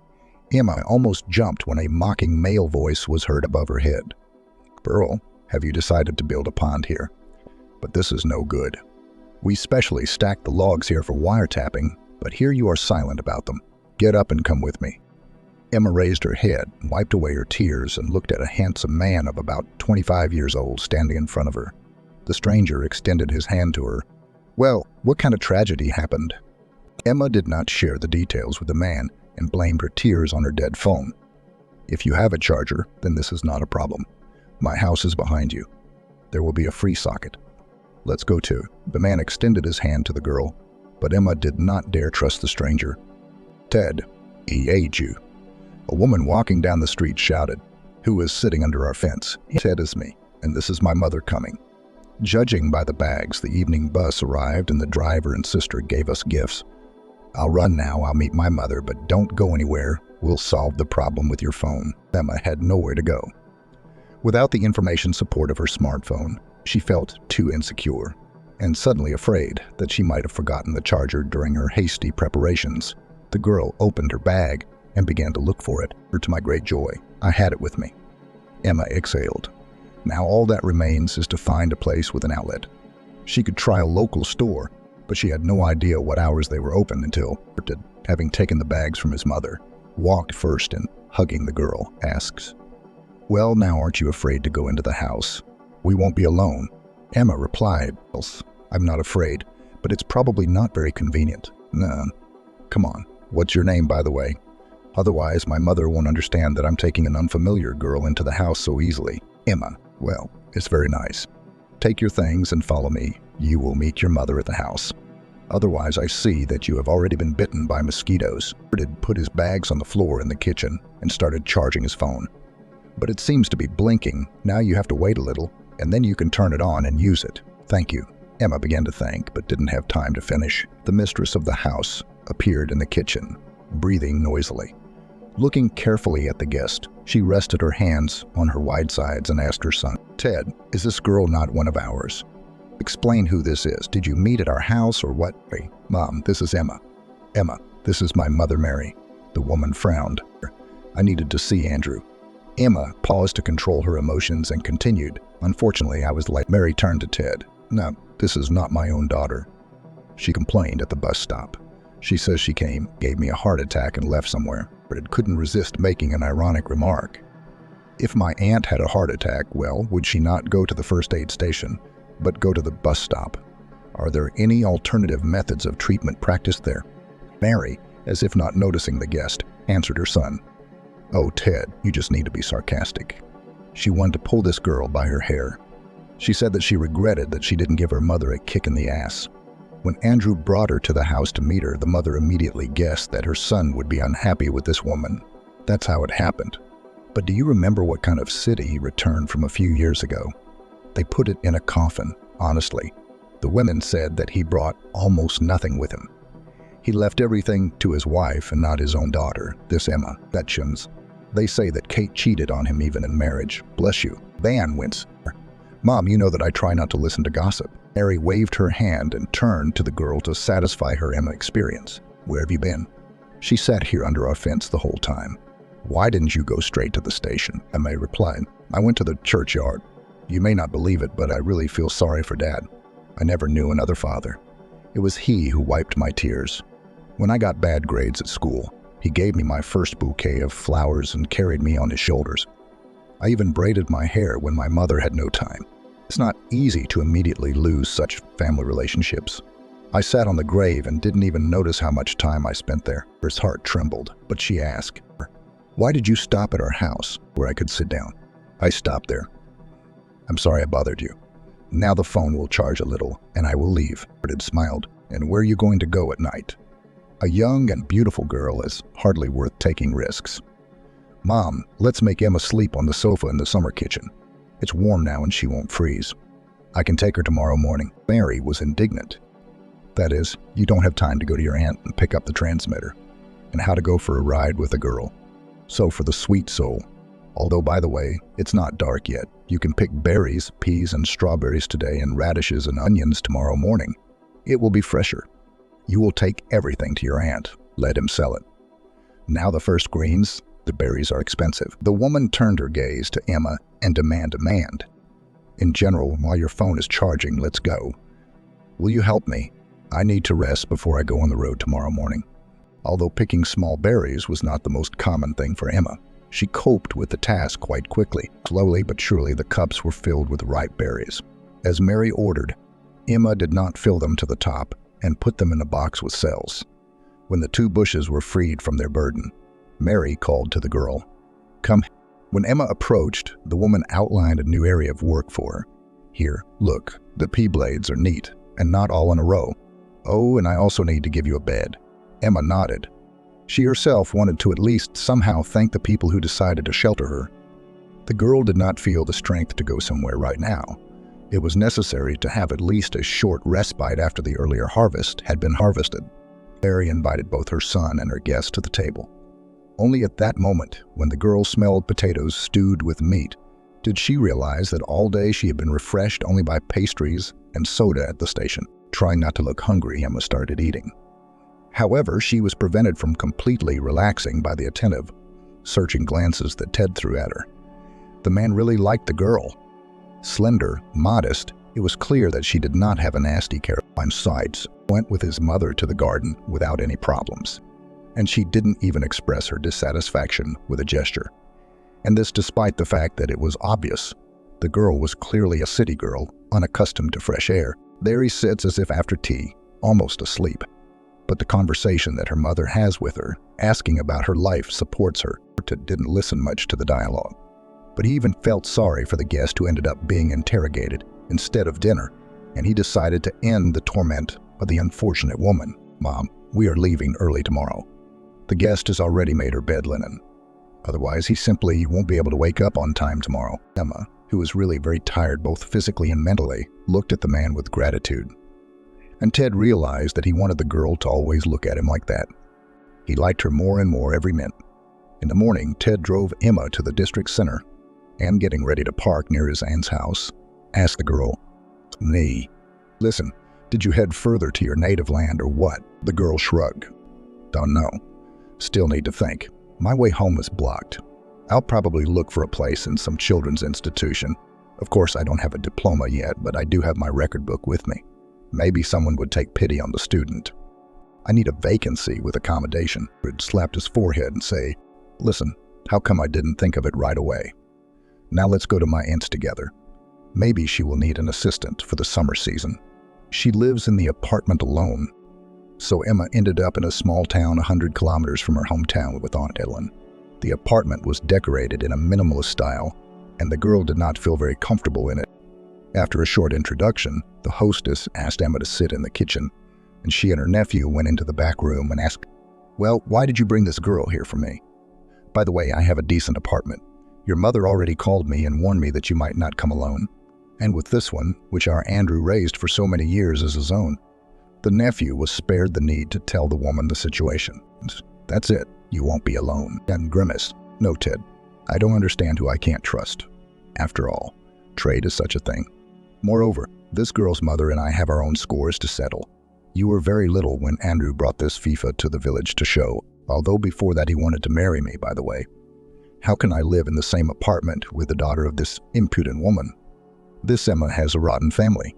So, nephew, I'm sorry, I tried to convince his aunt, but it seems children are not responsible for the sins of their fathers. More precisely, in this case, mothers are not responsible. Emma looks quite adequate. So I think you won't regret it. Don't even try to persuade me. Do you want to help this girl? Give him money to go home and let him settle down somewhere in his big city. There are also higher salaries. And the hostess and her nephew entered the kitchen. And Helen said bluntly, I'm sorry, but I have my own personal life, and your presence would be out of place. And I don't need helpers. As they say, I can handle everything myself.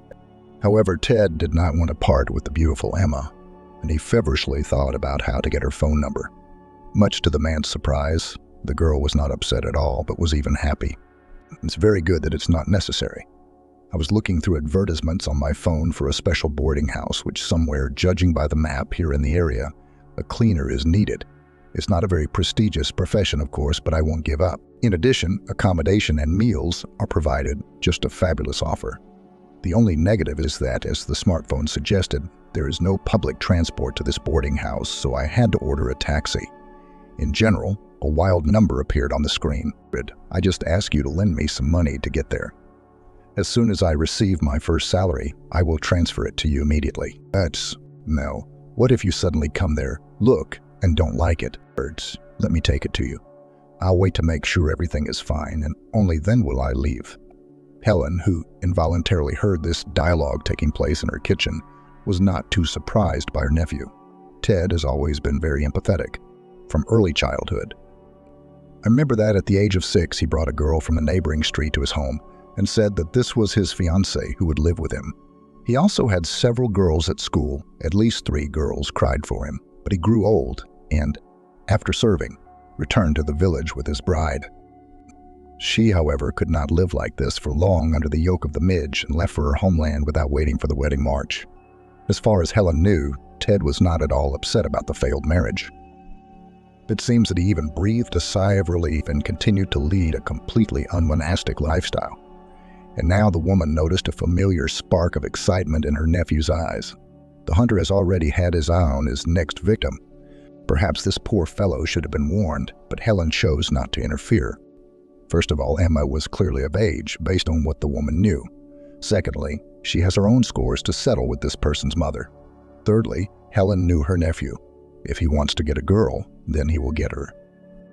So let them do whatever they want, just don't touch her. Ted gallantly opened the car door for Emma, and Helen, watching the couple from the window, realized that the naive-looking young lady would have practically no chance to resist. The woman's instincts and experience did not disappoint. It had really managed to win Emma over, although, of course, he had to try. Basically, the thoughts of the girl, who was hired for seasonal work in a boarding house, were occupied with the problem of housing. Emma called her mother to find out how she was going to solve the pressing housing issue, but Kate asked to give her more time. Almost every time she answered the same thing. No, daughter, it's not that simple. We only have a 2-room apartment in a residential area of the city and not a mansion on the main street. If you arrange an exchange for 2 apartments, then nothing good will come of it. Mom, why did you decide to change our apartment? Think about the fact that this is your marriage home. If you decide to exchange it and then buy another apartment, then your hubby will be able to claim part of it if something happens. It seems to me that the easiest way is to move George into the apartment that his father rents out. From the silence that hung on the phone for a few seconds, Emma guessed that there was some problem that she didn't know about and asked directly, "Mother, just answer me honestly, what's wrong with your Freddie's apartment? Does he even have one? Or has he been lying to you all these years?" Parker sighed and admitted. Freddie had an apartment, but he had to urgently sell it in order to save George from prison. It turned out that Helga threw him out of her home and life for a reason. Freddie didn't tell me everything in detail, but the story could not have ended well for George. It's good that the injured party agreed not to contact the police, and the matter was settled peacefully. In general, this is the situation, daughter. Emma constantly tried to convey to her mother the idea that a person who had to buy freedom at the price of an apartment could be dangerous. "Mom, do you understand that you are putting yourself and Anne in danger? Obviously, George didn't pick flowers from a flower bed or took change from other people's pockets. It turns out he committed a rather serious crime. And Daddy, work hard. Instead of allowing his son to go where he belonged, he sold the apartment and paid off fair retribution. Well, okay, Freddie is not afraid of his offspring, but why do you allow George to be with you, Anne, under the same roof? Let him work, rent an apartment for himself, preferably further away." Emma was not so much tired from the work, which, to be honest, was a lot, but from the constant persuasion. She couldn't convince her mother to change her mind and push her to block George's access to the apartment. The only outlet for the girl was communication with Dima. The man came to see her every weekend, and sometimes on weekdays. During meetings, he showered me with compliments and brought various sweets and natural village products. The fewer days remained until the end of the last shift, the more worried Emma became. Without even knowing what to say, the decisive factor was one of the conversations with Dima, who, hugging her tightly, whispered in her ear, "Oh, Emma, my Emma, she just bewitched me. How will I live without you? I don't even know. Let's transfer to correspondence and move in with me. I will be lost without you. I will wither away. I understand that you are all so lofty and Emma was silent, but she liked the idea of moving. She herself felt that Emma had fallen into this man who cared so much about her. Besides, if she accepts the invitation, she won't have to return to her mother's apartment and look at the disgusting faces of Freddie and his offspring. Of course, it will take longer to study in absentia, but it will be possible to live with Emma's loved one, even without formalizing the relationship. While the girl was thinking, Ted whispered, "Don't think so. I'm not just suggesting you come and live. I understand that this is probably important to you. Just a little before the wedding happens, you will come to me. That's all." Emma looked Ted in the eye to make sure he was serious. As if sensing a shadow of doubt, confirmed, "Yes, I propose to you to get married. You usually have to wait a month from the moment you submit your application until it is signed. But this means practically nothing. You will live as a wife." From the very first day Emma crossed the threshold of the house, she was spinning in a whirlpool of happy worries. The mother did not feel joy that her son brought Emma home as a bride, hearing laughter from Ted's room. Lemon frowned with disgust and quietly whispered, "They are having fun. If only they were ashamed of me." They decided to have the wedding on seemingly neutral territory, near which Emma spent the summer. The bride, who already knew that she had become pregnant by Emma Ted, did not want a large celebration and was glad that her future mother-in-law supported her. "Oh, but now it's no longer fashionable to gather the whole village." "Yes, and that's correct. The money that would be wasted on food and drink would be better spent on something useful. The car needs to be replaced, the roof needs to be patched, and you should buy a bed that's not so squeaky." Mary couldn't resist mocking. As a result, Emma invited only her mother and Anne to sit in a modest cafe. Under no circumstances did she want to see Freddie and George at the table on a holiday. From the groom's side, only his mother came. Aunt Helen flatly refused to participate in the celebration. Both Ted, privy to the long history with Andrew, and the bride's mother understood why. Anne sat on her lap for almost the entire lunch. When, after modest gatherings, the bride's relatives and the newlyweds and their mother had to go in different directions, the girl even cried. Emma also began to cry. In general, she had difficulty controlling her emotions and nerves. After a month of living there, the restless Mary's nerves were stretched to the limit. The woman literally did not allow me to lie down and rest. All she had for Emma was to work in the garden and greenhouse, roll up jars with the harvest, cook and clean the house. Everything had to be done by the bride. He, of course, helped as much as possible. But Mary, noticing, for example, her son peeling onions for preparation, almost cursed him out of the kitchen. What did you come up with? Do women's work, go out and do men's? If life was not sweet for the unfortunate young woman in her mother's apartment, then here in general, she sometimes wanted to howl like a wolf. Mary stole almost everything. When Emma spoke about her pregnancy and that it was difficult for her to tolerate certain smells due to toxicosis, her mother-in-law went completely wild. Left alone with her daughter-in-law, Mary began to raise the young woman, going, "Don't pretend in front of me. Why wasn't I pregnant? You know, they used to give birth in the field and nothing happened. They were all strong." Emma didn't have the strength to argue or prove anything. She almost constantly wanted to sleep. From a cheerful and active beauty, she turned into an amorphous creature with bags under her eyes. Emma understood that the pregnancy was not proceeding at all the way her mother went with Anne, and she was scared. She once complained to Ted, "Irene from your paramedic midwife center told me that swelling is a variant of the norm. When I began to say that on the internet, it was advised to conduct an additional examination for such symptoms." She openly cursed me. "I'm afraid Irene is being too careless about what I tell her. My symptoms are not the best. Take me to the antenatal clinic, at least in the nearest city." Hearing this, Mary could not stand it. "Yes, our Irene has as much experience as you are. Since she said that you have a normal variant, that means it is so." "That's right. She sent you. The simulator," the lady spoke on her head. "If you don't trust Irene, go. The bus runs twice a day. You'll leave in the morning, come back in the evening, and Ted won't have to travel around, and the budget will remain the same. You didn't bring a penny into the house, but you're still trying to ride into heaven on our backs." Having shown concern in this way, the future grandmother went to one of her friends, and Emma, left alone with her husband, began to persuade. "Ted, please, let's take me to the regional center. I feel that no amount of dill can help my condition. Why take the risk?" The man could, but the woman somewhere on the cheek and promised, "Okay, I'll think of something." However, in the morning, when Emma woke up, her husband was no longer there. The woman got dressed and looked out into the car yard. The husband was also not there, and Mary Vasilievna was busy in the front garden. "Good morning," greeted Emma's mother-in-law. "Do you happen to know when Ted will be back?" Else, without looking up from what she was doing, Mary answers, "By the evening, Helen will probably have some kind of incident at work." And he rushed there to help. It became so offensive that tears flowed from my eyes. Why didn't her husband wake her up? Although he knew that she needed to go to the regional center, she would get ready in an instant. More precisely, she had everything already prepared for attending the consultation. Having filled a bottle of water, Emma took her bag and, trying to calm down, headed to the gate. "Are you going far?" "I need to collect carrots. Otherwise, according to the forecast, there will be a ton of rain next week." The mother-in-law's voice came from behind the woman. "When you sit down at the table, you are in the first row, and how to help, you run from the yard." Emma turned around and, not holding back her tears, answered, "I need to go to the hospital, where Ted, by the way, could very well have dropped me off."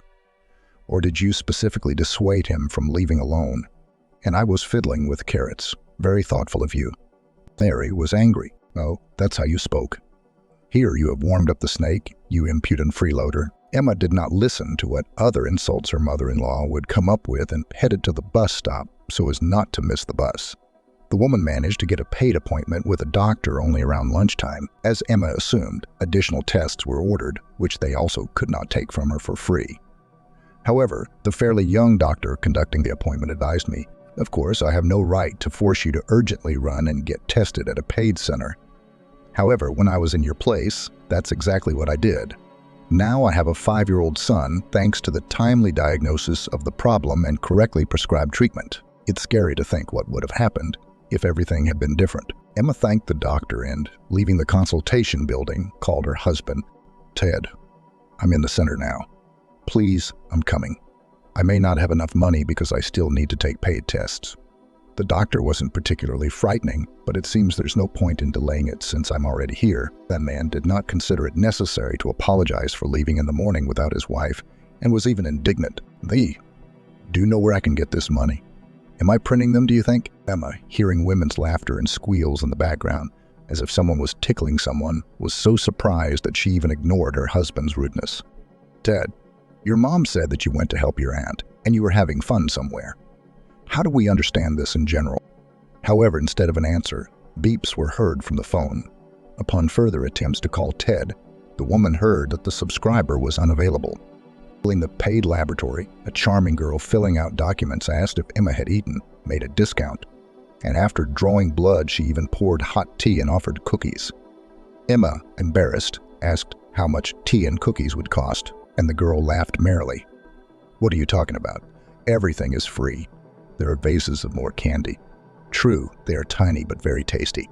Take it, don't be shy." Emma modestly took a few things, and having learned that the next day the results would already be sent to the specified email, thanked Emma's girl, who showed much more concern for her than her mother-in-law and husband. As soon as the woman came out into the air, Ted calls, "No, tell me where to go." "I am free." Emma gave the address, and soon she was driving with her husband towards his village. The tired woman did not want to cause a scandal, and as a gesture of goodwill, she offered him some candy. "Try me now in the laboratory," the girl from the reception treated me. The man, who was expecting a showdown, realized that the threat of a quarrel had passed and ate the sweet with pleasure. But Mary, as soon as Ted and Emma crossed the threshold of the house, began to throw thunder and lightning. Son, this is just a disgrace. Okay, you left to help Helen. It's a holy thing to never abandon a relative in trouble, but after you, this one also drove off to an unknown destination." Emma indignantly tried to defend herself. "Actually, I told you and Ted that I was going to the regional hospital. By the way, I care about your grandson's health. The doctor said that tests need to be done and that swelling like mine is not normal." And the elderly woman chuckles. "These doctors just want to extract more money from simpletons. And in general, it is still unknown whose child you are carrying. I probably slept with half the boarding house staff. And you want to send it to Ted. Do you think your mother pulled off such a trick? And everything will go smoothly for you. Ted, get her out of my sight and immediately. Since you found her under the fence, let her go there. That's the place for your woman to walk. You will still find a good woman. And the sooner you remove this from your life, the better. Look, Andrew got confused with her mother. So what's the result? He lies quietly in the graveyard while Jane sheds tears. She is too soft and was unable to immediately return her son to her side. So I was left alone without support in my old age. I don't wish such a fate for you or myself." Emma's eyes darkened at such words from her mother-in-law, trying not to faint to the delight of her mother-in-law's gloating. The woman, slowly, leaning on the wall, began to move towards the bedroom. There were no tears, just pure fear caused by an unusual sensation. Her stomach was twisting somehow strangely, but Emma, with her feminine instinct, understood that it was not from hunger. Carefully, trying not to make sudden movements, she began to fold her. A few minutes later, Ted came into the room and began to persuade. "Emma, why are you freaking out? Just think, Mom got excited." She doesn't really think so. Mom herself is now sitting in the kitchen, worried, drinking drops from her heart. Emma raised her head and looked at her husband. "That's it, Ted. I've had enough of this family life. You know, when I had to run away from my home, I firmly promised myself that I would never tolerate insults. But for some reason, until today, I have repeatedly broken my vow. But that's not even the worst thing. I am terribly offended that you can never say a word in my defense. I should not have believed that I could become happy." As soon as Emma said these words, another painful spasm ran through her. In a dull voice, the woman ordered to get dressed. "I feel bad, take me to the hospital." Mary, who, as it turned out, was not sitting in the kitchen but was eavesdropping on the couple's conversation, butted at me. "Why are you pushing my son around? He has just arrived and must take you somewhere again. I won't let you in. By God, I won't let you in." Emma, realizing that arguing with her mother-in-law could be fatal, was already dialing the emergency number to call an ambulance. The 45 minutes while the doctors were driving became the longest in the woman's life. Sometimes the pain would go away for a while, and then she would continue to pack her things. When my insides again curled into a tight spring, I moved to a computer chair, leaned back and tried, despite the desire to curl up sideways, to completely relax and breathe calmly and measuredly. Ted defied his mother and volunteered to accompany his wife to the hospital. Mary only managed to insist that her son ride not in his own car, but in an ambulance, waking up after anesthesia. Emma felt terrible thirst and dizziness. Vision gradually became clearer, but the woman, looking around her life, saw empty beds in the corners like gray shadows. Emma blinked hard and, opening her eyes, noted with satisfaction they had disappeared. Gradually, the sounds returned. The woman heard someone walking along the corridor. Somewhere nearby, an elevator was making noise. Considering all sorts of devices that came into view, the specific smell of medicines and detergents, Emma concluded that the assumption turned out to be correct. Soon, a woman in a medical uniform entered, softened her lips with wet cotton wool, and greeted, "Welcome back. How are you feeling?" "Nothing. I'm just very dizzy," Emma answered hoarsely. "But it's normal. Narcosis is the thing. What is your name? Do you remember?" "Emma." "Wonderful name. Well, let's watch you here a little longer and then go to the room. You will have to stay under the supervision of a doctor for several days, and then home." "Excuse me, please, but what about my child?" Emma asked the most important question, but received a very evasive answer. "I'm just an anesthesiologist. The doctor will tell you everything in detail. Don't worry." Emma nodded, causing everything to blur before her eyes, and it was as if she had fallen into a viscous, unnatural dream. After waking up again, she felt much better, although perhaps I wanted to drink even more. Before the woman had time to press the call button, a nurse came for her with a gurney. "Well, my dear, let's slowly come here like this, sideways, carefully.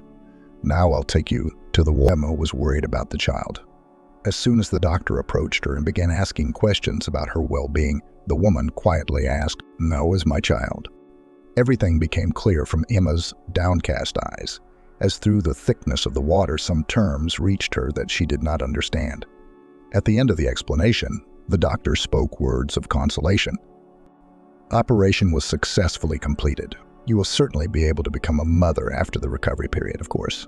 Everyone, rest. In the evening, be sure to come to the treatment room for an injection." The doctor left, and overcoming the urge to scream, Emma noticed her bag.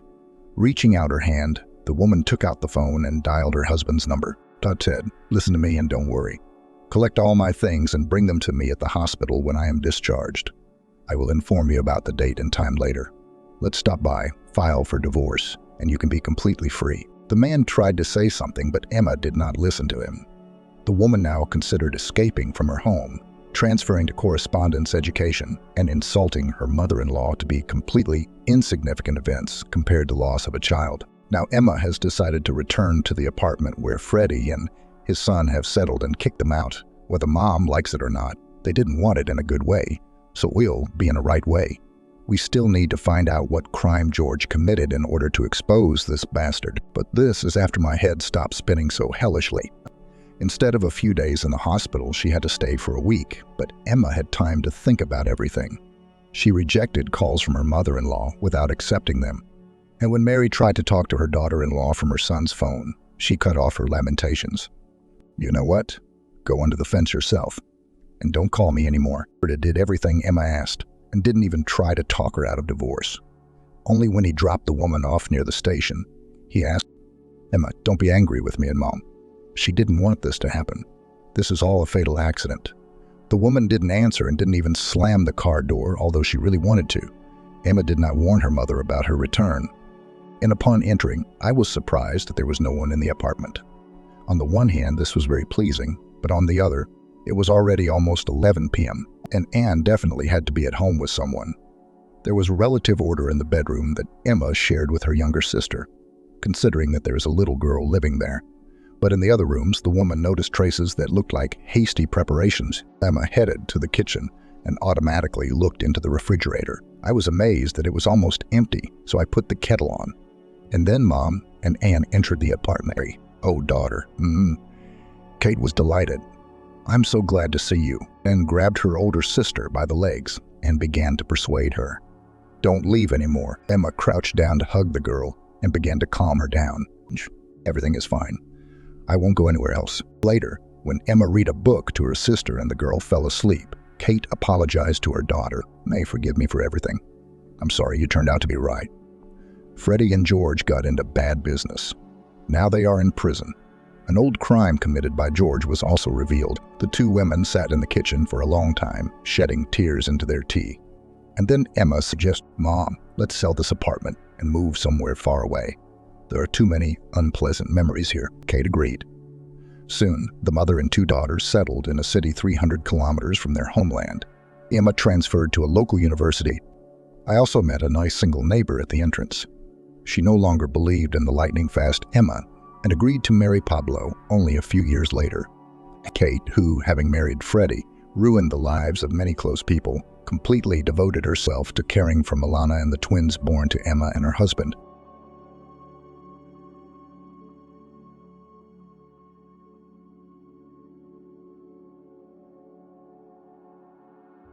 "Pitiful technician's daughter. You'll never get out of the mud," laughed her classmates. And 15 years later, Carolina sat at the railway station on her day off and looked hopefully at the people passing by her. On a small table in front of the girl were laid out a variety of papier-mâché figures, very skillful, and hand-colored with acrylic paints, small animals, birds, scenes from children's fairy tales. All this regularly attracted the attention of potential buyers. Except that, having learnt the price, they immediately turned away sullenly with the words, "Why is it so expensive? My Thomas can make such nonsense in a couple of minutes, and paint it even faster. What's all this money for?" Caroline only pressed her lips together in embarrassment. She was asking for nothing. But the inhabitants of their provincial town, who were used to saving money on almost everything, did not want to pay for the labor of her invalid father, even if she was also thrown into the mud every time. "What kind of an exclusive you have that you ask so much?" Caroline tried to sell figurines at the railway station in the hope that some of the capital's tourists would be able to appreciate these creations. But she was quickly kicked out. She was told to pay a percentage or get out. Carolina wouldn't have minded paying for her workplace, but the amount the racketeers told her was a mockery 10,000 a day. "Where am I going to get that kind of money?" she asked the big man in the tracksuit, who was not shy of smoking a stinking cigarette in front of her. "In a month, God willing, I'll be able to earn at least half of that." The burly man exhaled the acrid smoke into the girl's face with relish, then smiled wryly. "Well, it's what you wanted, baby. This is big business, by the way. If you want, you can always pay for the place in kind." The man gave the girl a steely stare that made Caroline want to wash herself at once. "Don't," she muttered grimly, lowering her gaze. "I'll pack everything up and go now, then." The bully hummed disappointedly. Caroline shook her head negatively. "Like, we could make a deal." The creep held out his big tobacco-smelling hand to Caroline. However, the girl staggered sharply to the side, warningly. "I'm going to scream or call the police for help. Just try to touch me." The jock lowered his hand, and for a second it hovered in the air a centimeter from her face. Then he grinned and said playfully, "And you're not stupid at all, and you're beautiful. You shouldn't want to join our company. You should buy yourself some clothes. You walk around like a bum in your last rags." "I don't mess with bandits," the girl answered him in a serious tone and began to put her rustic luggage into a small sports bag given to her by her father. She was about to leave the platform when the bandit suddenly blocked her way with his massive torso. He looked down at her like she was a bug and smiled nastily at her. "Let me through," the girl mumbled without looking at him. The boogeyman in reply bent closer to her and in a low voice said threateningly, "You think properly, Caroline," he exhaled along with another puff of smoke. Her name. "You'd be better off with me, and it's in your best interest. You're almost out of high school. Where do you go from here? Do you know the connections I have in this town?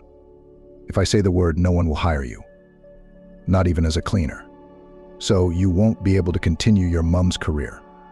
I'll take care of that." "There's already someone to take care of me," replied the girl, boldly looking the scoundrel in the eye. "I said I won't come here again. Let me pass. Or I'll really call the police now." "Is this about your daddy, or what?" The man grinned and gave a bullhorn with the toe of his trainers. "He won't help you, if anything. And the police here think they all work for me." The thug looked around and added briefly, "Anyway, I've told you everything. Don't you say anything to him, and don't you pawn me off." Carolina, who turned 17 earlier this year, did look a little older than her age trim thanks to daily jogging and her technician mother's help cleaning the shops. And at the same time, slim as a graceful rose, she was admired by almost all the boys at school.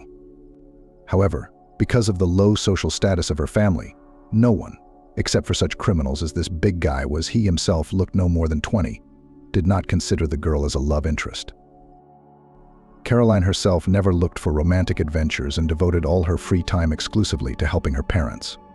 But even if this scoundrel had suddenly turned out to be the last man on earth, she would never have agreed to be his date. The girl saw a couple of times as near the only nightclub in their town, gangsters like him left in the arms of young, disappointed, dressed in short skirts. Caroline didn't have to guess who they were. She was old enough to realize how complicated real life was, but even in her worst dream, the girl couldn't imagine such a shameful future awaiting her. "I'll give you a sweet life in this little town. Don't doubt it," said the scoundrel. Standing before this unpleasant force, Caroline began to feel herself slowly but surely overcome by fear. After all, she was all alone in the station, and there was no one to protect her. Fortunately, at that moment, the villain's mobile phone rang, and Caroline, taking advantage of the fact that he was distracted, hurriedly slipped out of the bandit's sight. She returned home that day depressed and penniless. It was the last Sunday in May, which meant that she had the longest and most horrible week before graduation ahead of her. All her classmates would only talk about who and what dress to wear, and what hairstyle and manicure to choose for this important holiday. And guys will try as soon as possible to invite the prettiest girls of the school to the ball. And only Caroline, of course, no one will be invited to spend time at the last school party in her life. Nor will she have any dress, shoes, or manicure. "Honey, are you okay, Jennifer?" the girl's mother inquired cautiously. "You're all pale today. Didn't manage to sell anything at all." Caroline covered her eyes with her hands, unable to hold back the tears that were about to spill. "My girl, what's wrong? Has someone hurt you?" the woman asked again, clasping her crying daughter to her side. "I don't want to go to this stupid prom," Caroline finally managed to utter, trying to control her sobs. Jennifer stroked her daughter's soft, dark, blonde, shiny hair and looked into her lovely golden brown eyes. "Honey, but prom is one of the most important days in any girl's life, isn't it? Are you sure you want to miss such an important event? There won't be a second time like this in your life," her mother warned her. Caroline only sobbed a couple of times, then sat down on the bed and began to wipe her eyes thoroughly with a handkerchief. "And it's a good thing it won't," she said. "What haven't I seen at this feast of female vanity? The guests will all do nothing but show off their expensive dresses to each other and drink cheap red wine, while the class teacher and the principal discuss the biggest gossip of the year in a corner of the gym." Jennifer smiled at her daughter, but Caroline saw a slight sadness in that smile. "Are you really that worried about not having anything to wear?" she asked affectionately. "I've already put some money aside for you for a dress. And the shoes, you can have my shoes. Do you remember the loafers like that? I married your father in them." Her mother's eyes clouded with unpleasant memories. Sometimes Caroline marveled at how much her parents loved each other, even though they had lived together for many years and endured hardships. Jennifer had come to this town from a remote village where she had been raised by her grandmother until she came of age. Unfortunately, Jennifer was never able to enroll in any educational institution to continue her studies. The knowledge she received in the village was barely enough to keep her from starving. The young girl was offered only low-skilled work as a cleaner, or, even worse, openly obscene offers. In order to get a foothold in this place and make ends meet, Caroline's mother got a job as a floor cleaner in the office of a taxi company near the station. It was there that she met Michael, her future husband. Michael had been working as a taxi driver for several years and was earning quite well. He was immediately attracted to a modest, pretty cleaner who came to their town from the province. Her purity and openness touched the heart of the man, so that soon the taxi driver invited the girl to the first date, after which he and Jennifer began to officially meet. About a year later, the couple planned a wedding, after which the young people happily lived in marriage for almost 10 years. During this time, they had Caroline, a charming daughter, the name Jennifer gave because of her great love for the flower of the same name. All this time, the woman continued to work in a taxi park, and her husband to drive the residents to the suburbs. The salary received by Jennifer was not large, but thanks to Michael, their small family steadfastly kept afloat, being able, though not lavish, but to buy everything necessary for life. The year that little Caroline turned 11, however, disaster came knocking. Michael was driving an elderly couple from the village back to the city. The weather that autumn was very wet, and it was raining constantly. Because of this, the driver had to be doubly attentive on the wet road, making sure that he could fit into the next corner or brake in time at the traffic lights. The elderly people Michael was driving, as it turned out, were very unrestrained and overly emotional. The elderly people Michael was driving were, as luck would have it, very unrestrained and overly emotional. They were constantly dissatisfied with something and threatened to write a complaint against the taxi driver. Because of this, Caroline's father now and then distracted from the road, trying to pacify the nagging couple. At one of these sensitive moments, the man missed a warning sign and, unable to control himself, smashed through an iron fence, sending him and his passengers into a ditch. The car flipped several times on the steep slope before stopping its fateful course. As luck would have it, the elderly couple were virtually unhurt, with only a few scratches, while Michael's life hung in the balance. His right arm was damaged so badly that the man risked dying at any moment due to heavy blood loss. Doctors miraculously managed to save his life, but the mutilated arm, alas, had to be amputated. When the taxi driver regained consciousness, he could not believe what had happened for a long time. How could it be? He was the breadwinner of the family. What would happen to his wife and daughter? Jennifer managed with great difficulty to calm him down and assure him that life goes on. No matter what happened, they would always be together. And she would do whatever was necessary to get them through these hard times. Since then, Caroline's mother has had to work 3 times as hard, taking extra shifts at the city hospital as well as at her daughter's school. Although Michael fell into a brief apathy at first, soon enough he was able to pull himself together. After all, with one arm or two, he continued to be the head of the family and could not allow himself to be completely supported by his wife and daughter. Caroline was by then already actively helping her mother. The man began to develop his left arm and look for ways to earn an alternative income. Naturally, working in a taxi was out of the question. After another 6 months, he mastered the art of creating papier-mâché figurines and weaving baskets from vines, for which he traveled to the nearest forest, where he collected suitable wood. Persistent and strong-minded, Michael was ready to sell the fruits of his labor himself. But to this occupation, all the local men who personally knew Caroline's father treated not so much with contempt, but rather with a slight sneer. They said that he had been a normal man, driving people around, and now he had stooped to selling baskets in the street.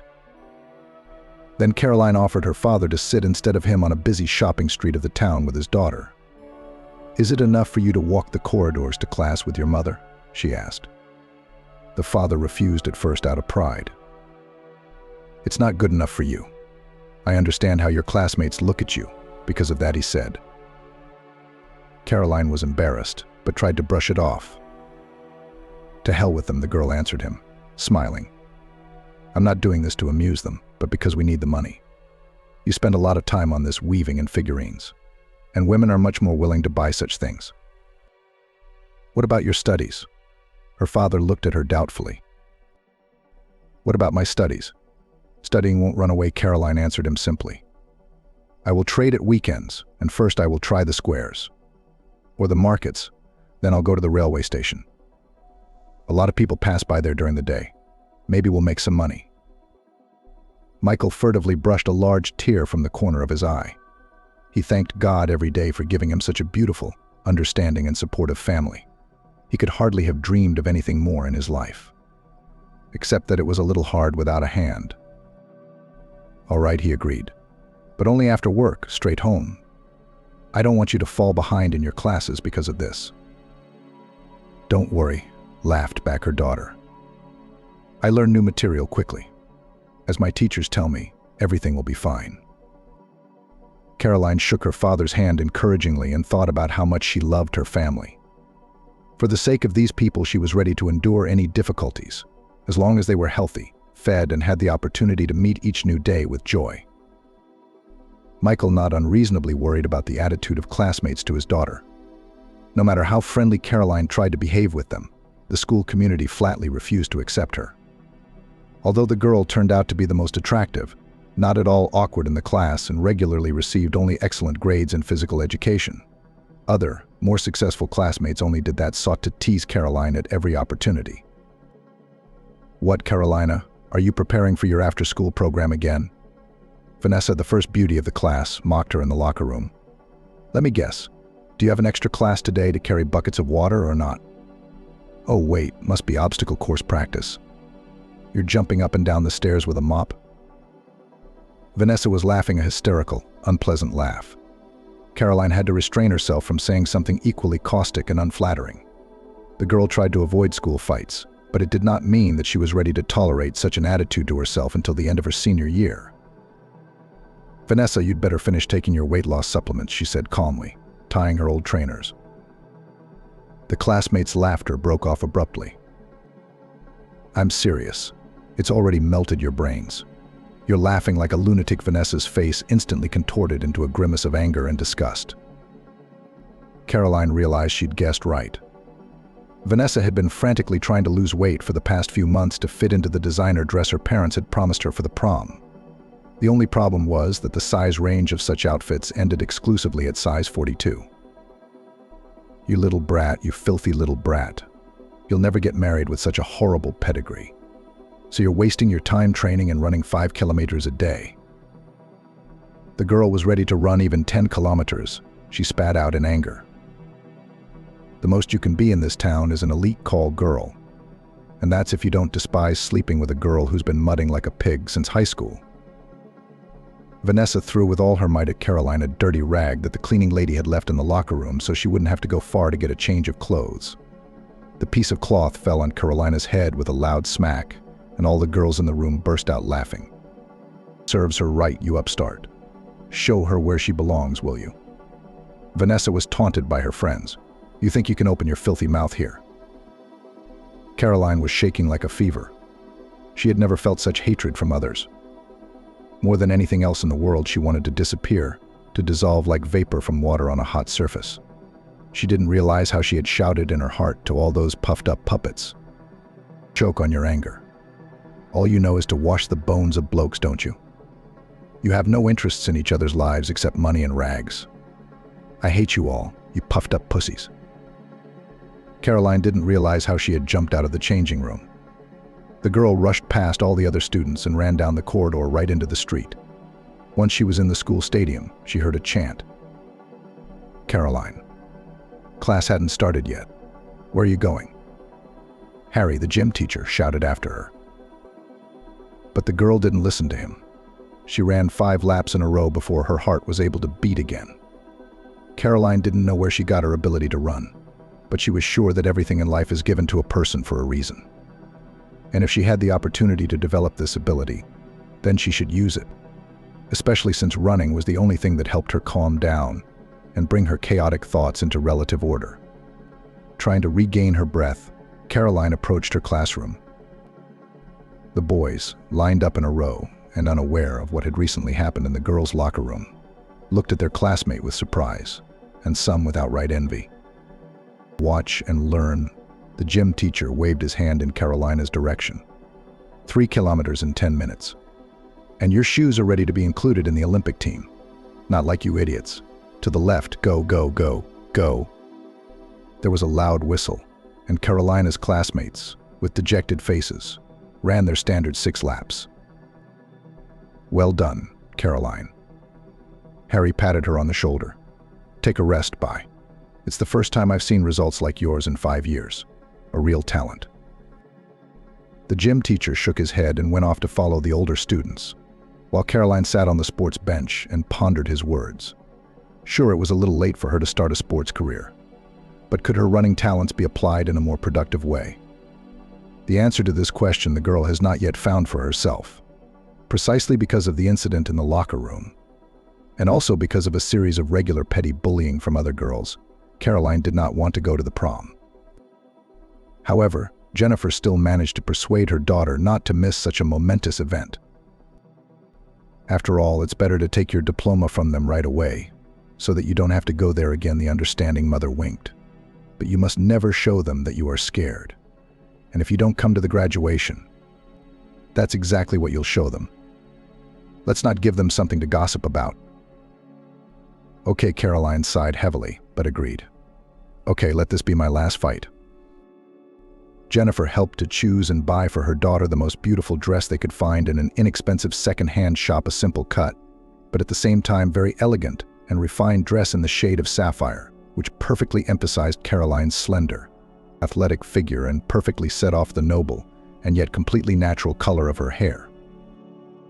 The wedding shoes, which Jennifer lent to her daughter, perfectly matched the outfit and Caroline's high hairstyle, which she had also made herself.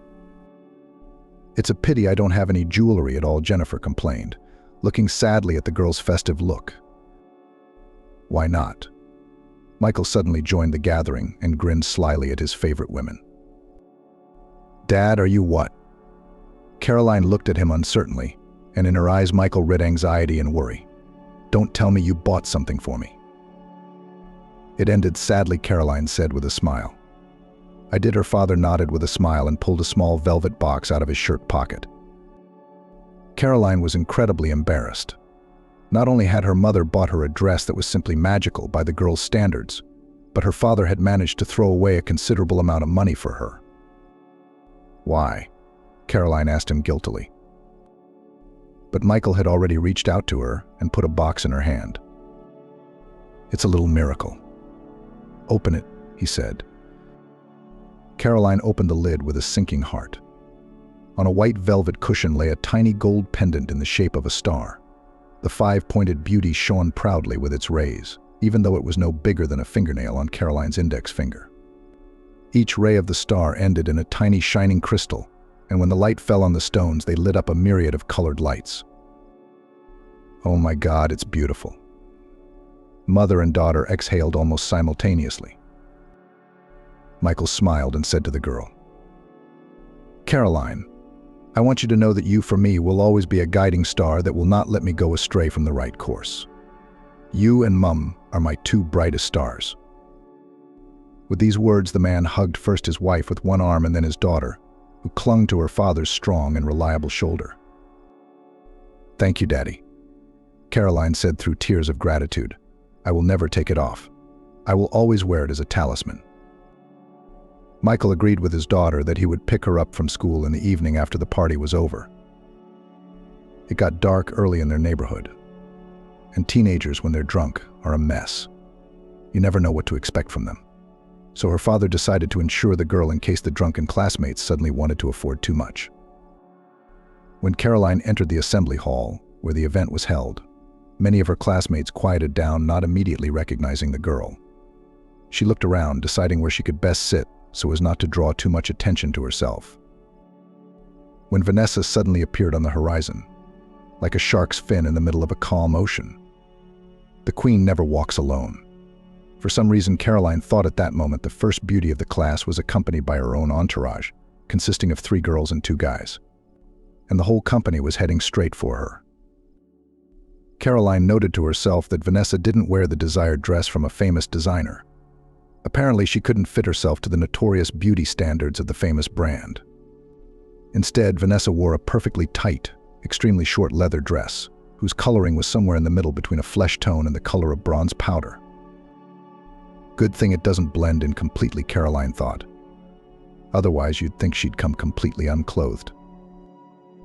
"Well, here's our Cinderella," Vanessa said, stretching her vowels. "Cute dress. Did you get it secondhand? It's okay. It's okay. You can wear it once, and then it'll be handy for scrubbing floors." Caroline gritted her teeth to keep from telling her what she thought of her provocative outfit. At that moment, Vanessa noticed the gold pendant around her neck. How lovely. The classmate's eyes flashed, and she reached out her hand to touch the jewel. "Don't touch it," Caroline sharply brushed her fingers away. "It's a present from Daddy," she said with a caustic grin. "It hurts." Vanessa replied with a scornful arch of her eyebrow. "It's just a cheap thing you bought on sale anyway." "If I asked, my parents would give me a dozen of them," Vanessa said. She turned and led the other boys, who followed reluctantly after their leader. Caroline chuckled softly. It seemed that Vanessa's superiority was beginning to bore even her most devoted fans. After the graduation ceremony, the real disco began. Under the influence of good mood, invigorating music and hot drinks, everyone danced.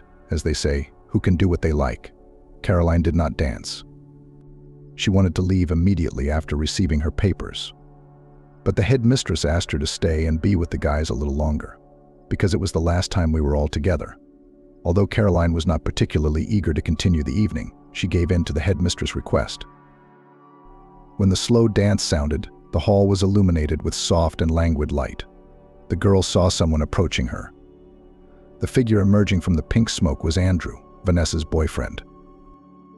"Hi, Caroline," Andrew began, smiling languidly. "You look really good tonight.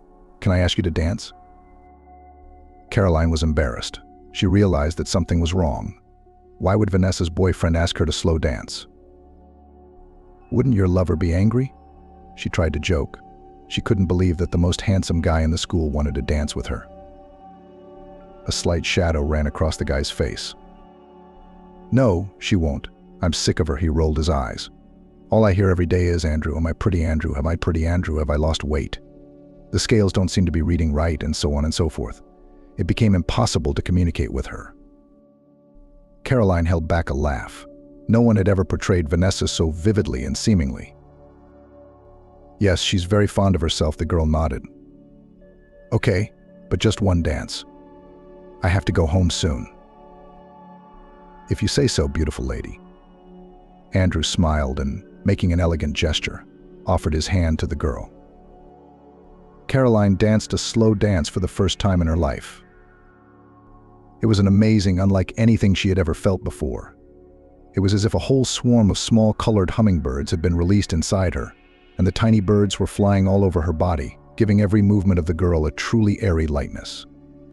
Andrew looked at her so intently, as if he really wondered what Caroline was like. What kind of person was she? What is she like? Immersed in her romantic thoughts, Caroline did not immediately notice a figure with a touch of bronze powder flashed behind her. "Get out of here," Vanessa hissed. Caroline had no time to react when Andrew's strong hands grabbed her by the shoulders and turned her around to face her rich classmate. In the next second, Vanessa spewed a huge amount of tomato juice from a paper bag at her with all her might. Caroline gasped at the nasty, brackish taste. The first minute she was afraid that she had poured real pig's blood on her, like in a popular horror film. "Drink, drink, you cesspit," Vanessa said, pouring juice all over the unfortunate classmate. "You miserable fool. What are you doing? Did you really believe Andrew just wanted to dance with you? You thought he liked you?" Vanessa tilted her head and started laughing like a lunatic. The smoke and the light made it look like Caroline had been doused with something black like tar.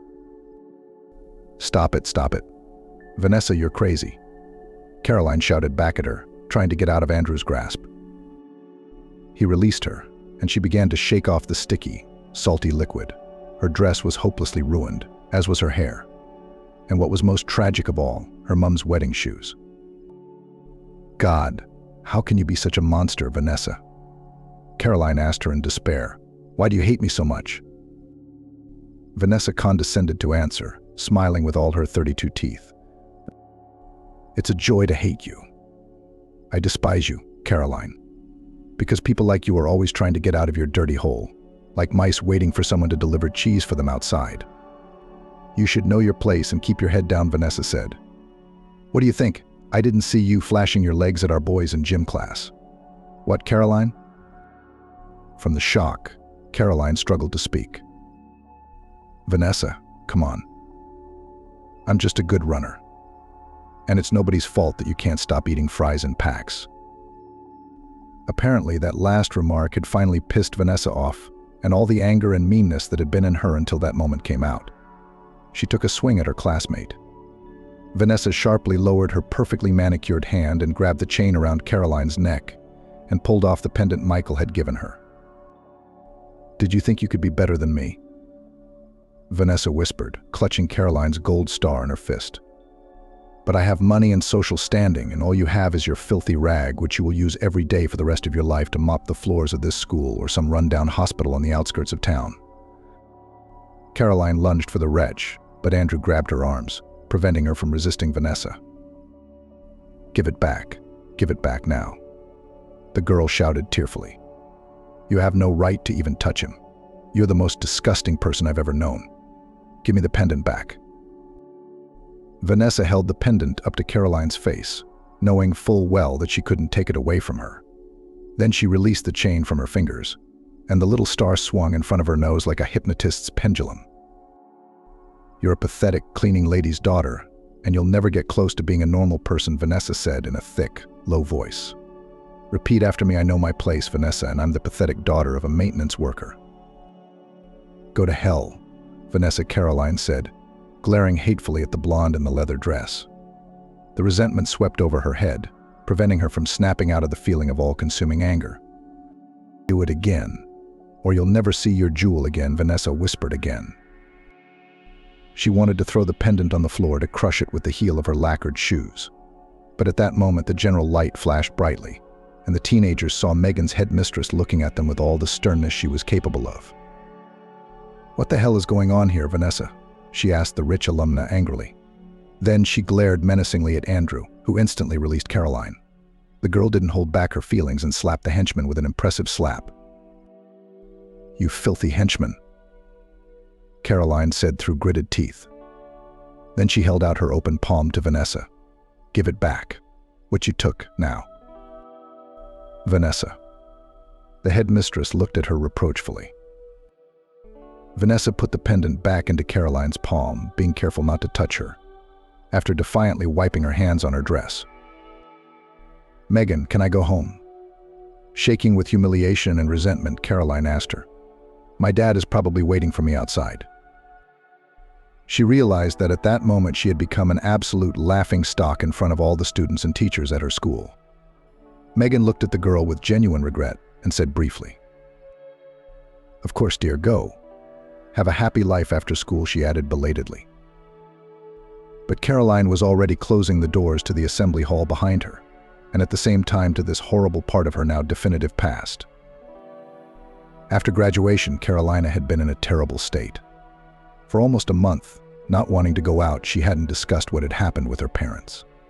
When Michael met her at the school and saw in what moral and physical state is his daughter, the man was ready to tear and throw. "Daughter, just tell me, who are the bastards who did this to you? They're your classmates, right?" "What difference does it make?" Caroline waved it off. "Forget it, Dad. It was just some fools playing a joke on me like that. Luckily, I don't have to hang out with any of them anymore. I can't even see this school. Let's go home." The distraught father calmed his daughter down as best he could, but he returned home feeling quite upset. His sacred duty was to protect his daughter's own blood. And now this. And Caroline, a light-hearted person, flatly refused to reveal the names of the villains. Michael could not, with all his will, break into the school and shake this information out of the teachers. Jennifer reassured her husband, saying that if her daughter didn't want to talk about it, then there was no need to get involved, so she had to deal with it on her own. Besides, she assured her husband, "Caroline always knows that we are close by, and we will always help her with everything she needs. Our daughter is very strong. If she needs our help, you and I will know about it, believe me." Caroline, meanwhile, was lying on her bed, clutching the tattered chain of her pendant in her hand. It wasn't even the dress or the nasty words Vanessa had said that hurt the most. Most of all, Caroline was tormented by anger for the spoiled gift of her father. She realized that the chain could be repaired, but she didn't want to burden her parents with it, telling them that she had just taken the pendant off and put it back to her. Caroline contemplated her future. Now that the hated school was over, the girl could for the first time consciously choose what to do with her life next. She realized that she had no prospects in this city. But to enter a good university in the capital also required a lot of money. And where to get it from? A regular part-time job. From the backwoods. And Caroline couldn't just leave her parents like that. They needed help, including material aid. The girl listed in her mind what she could do best. But alas, the list wasn't that long. Running, cooking, and the ability to wax floors to a shine. God, Caroline thought, was Vanessa right after all. And I'm not going to get anywhere in this life with these opportunities. Bitter tears ran down her cheeks. It turned out that her classmate, without knowing it, had predicted her future. But Carolina was not one of those who let circumstances overrule her so easily. Therefore, the girl decided to do the following. She wanted to work all next year to save a sufficient amount of money. After that, the girl intended to go to try her luck in a large regional metropolis. There she wanted to take a course in her profession, and maybe, after passing it, find a good job with a decent salary in the center. Caroline realized that it would be a difficult path, but she was ready to endure everything to change her life, thus getting rid of Vanessa's humiliating prediction. Having told her parents about her plans, Caroline sighed with relief. They were not against the girl to try to find a decent job. Michael and his wife were very happy that their daughter finally began to come out of that terrible state.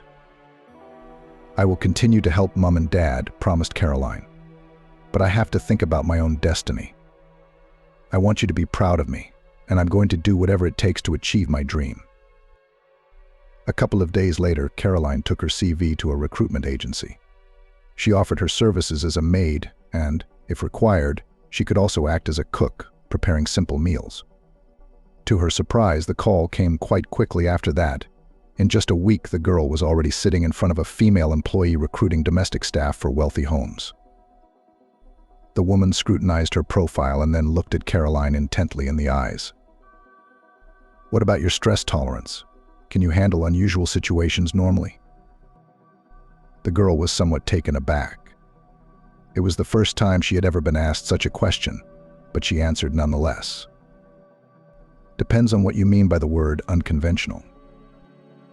The recruiter raised an eyebrow that was perfectly fine, like a thread, and began to curl her fingers. "Well, for example, if you are suddenly insulted without reason, from your point of view, raise your voice at you, or, on the contrary, show you special attention, maybe even with elements of a slight flirtation." Caroline gasped in amazement. "Excuse me, do you want to employ me as a maid or, with all due respect, sell me to a not very decent establishment?" The girl realized that after such words she would probably never get a job. But she couldn't help herself. Whatever it was, she wouldn't let anyone humiliate her again. Never. The employee nodded her head briefly and made a note in her notebook. She then raised her eyes to Caroline again. "Well, you answer more or less politely. And your reaction is quite adequate. I will report these points to my superiors so that they can make a final decision. You see, you've had 3 maids leave this place before you, and every one of them felt obliged to tell me in color that they were not warned about how bad it was going to be."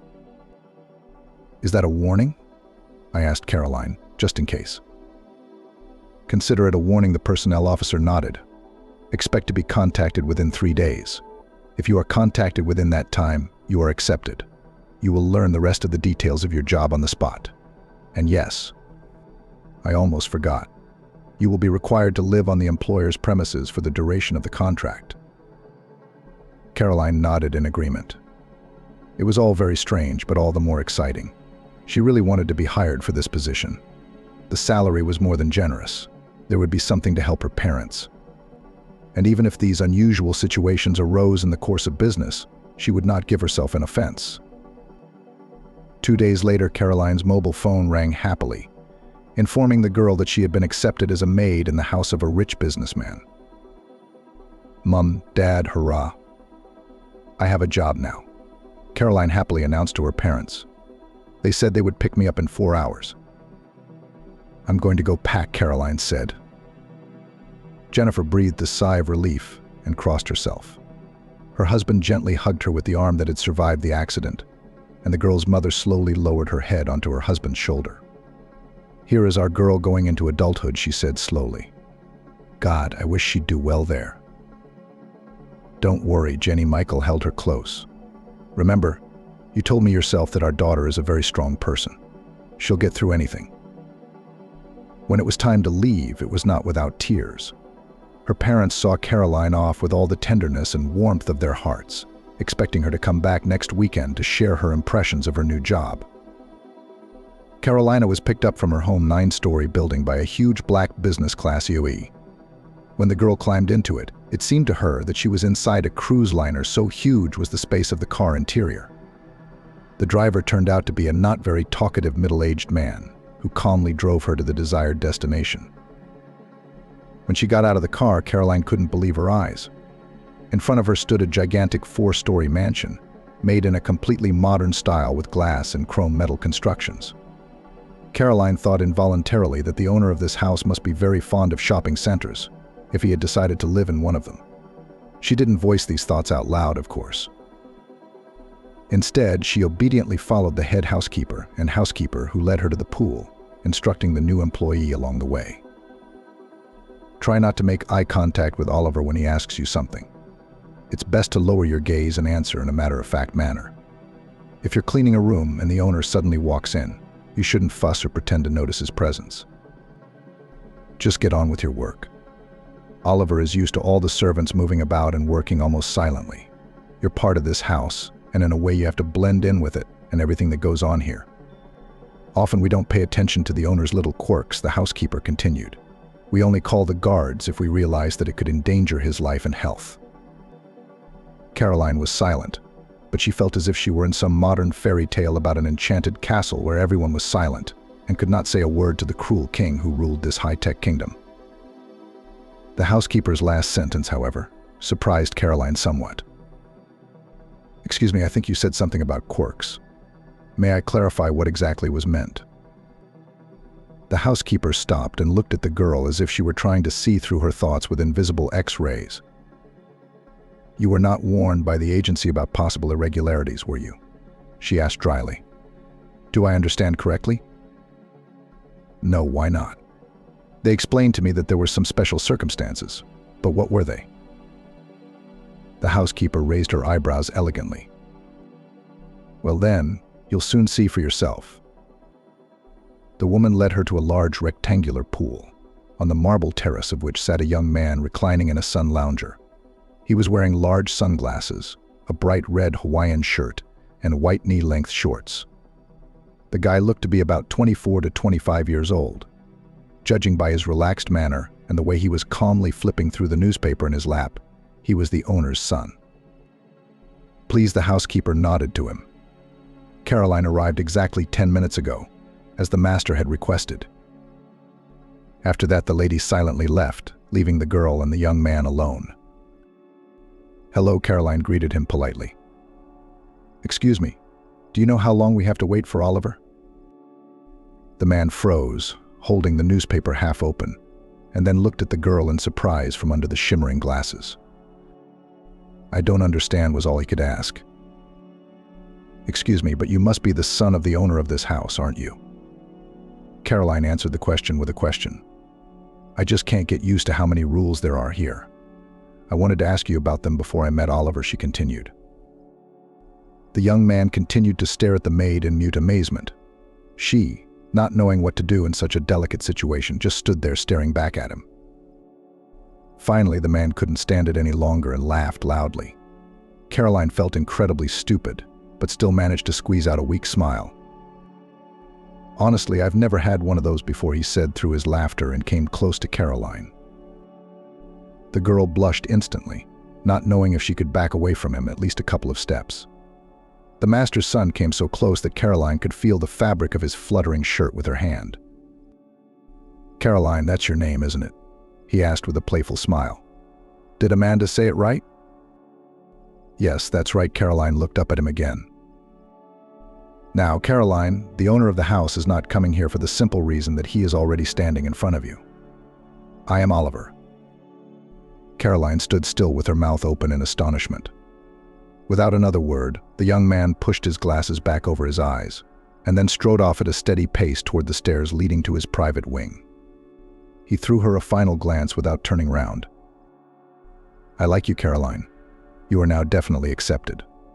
Please tell Amanda and ask her to come and see me when she has a free moment." With these words, he disappeared, leaving Caroline in a half-faint with excitement. Caroline told the housekeeper that the master was waiting for her. She pressed her lips together and showed her into the back room, where she gave her all the necessary clothes and the key to her room.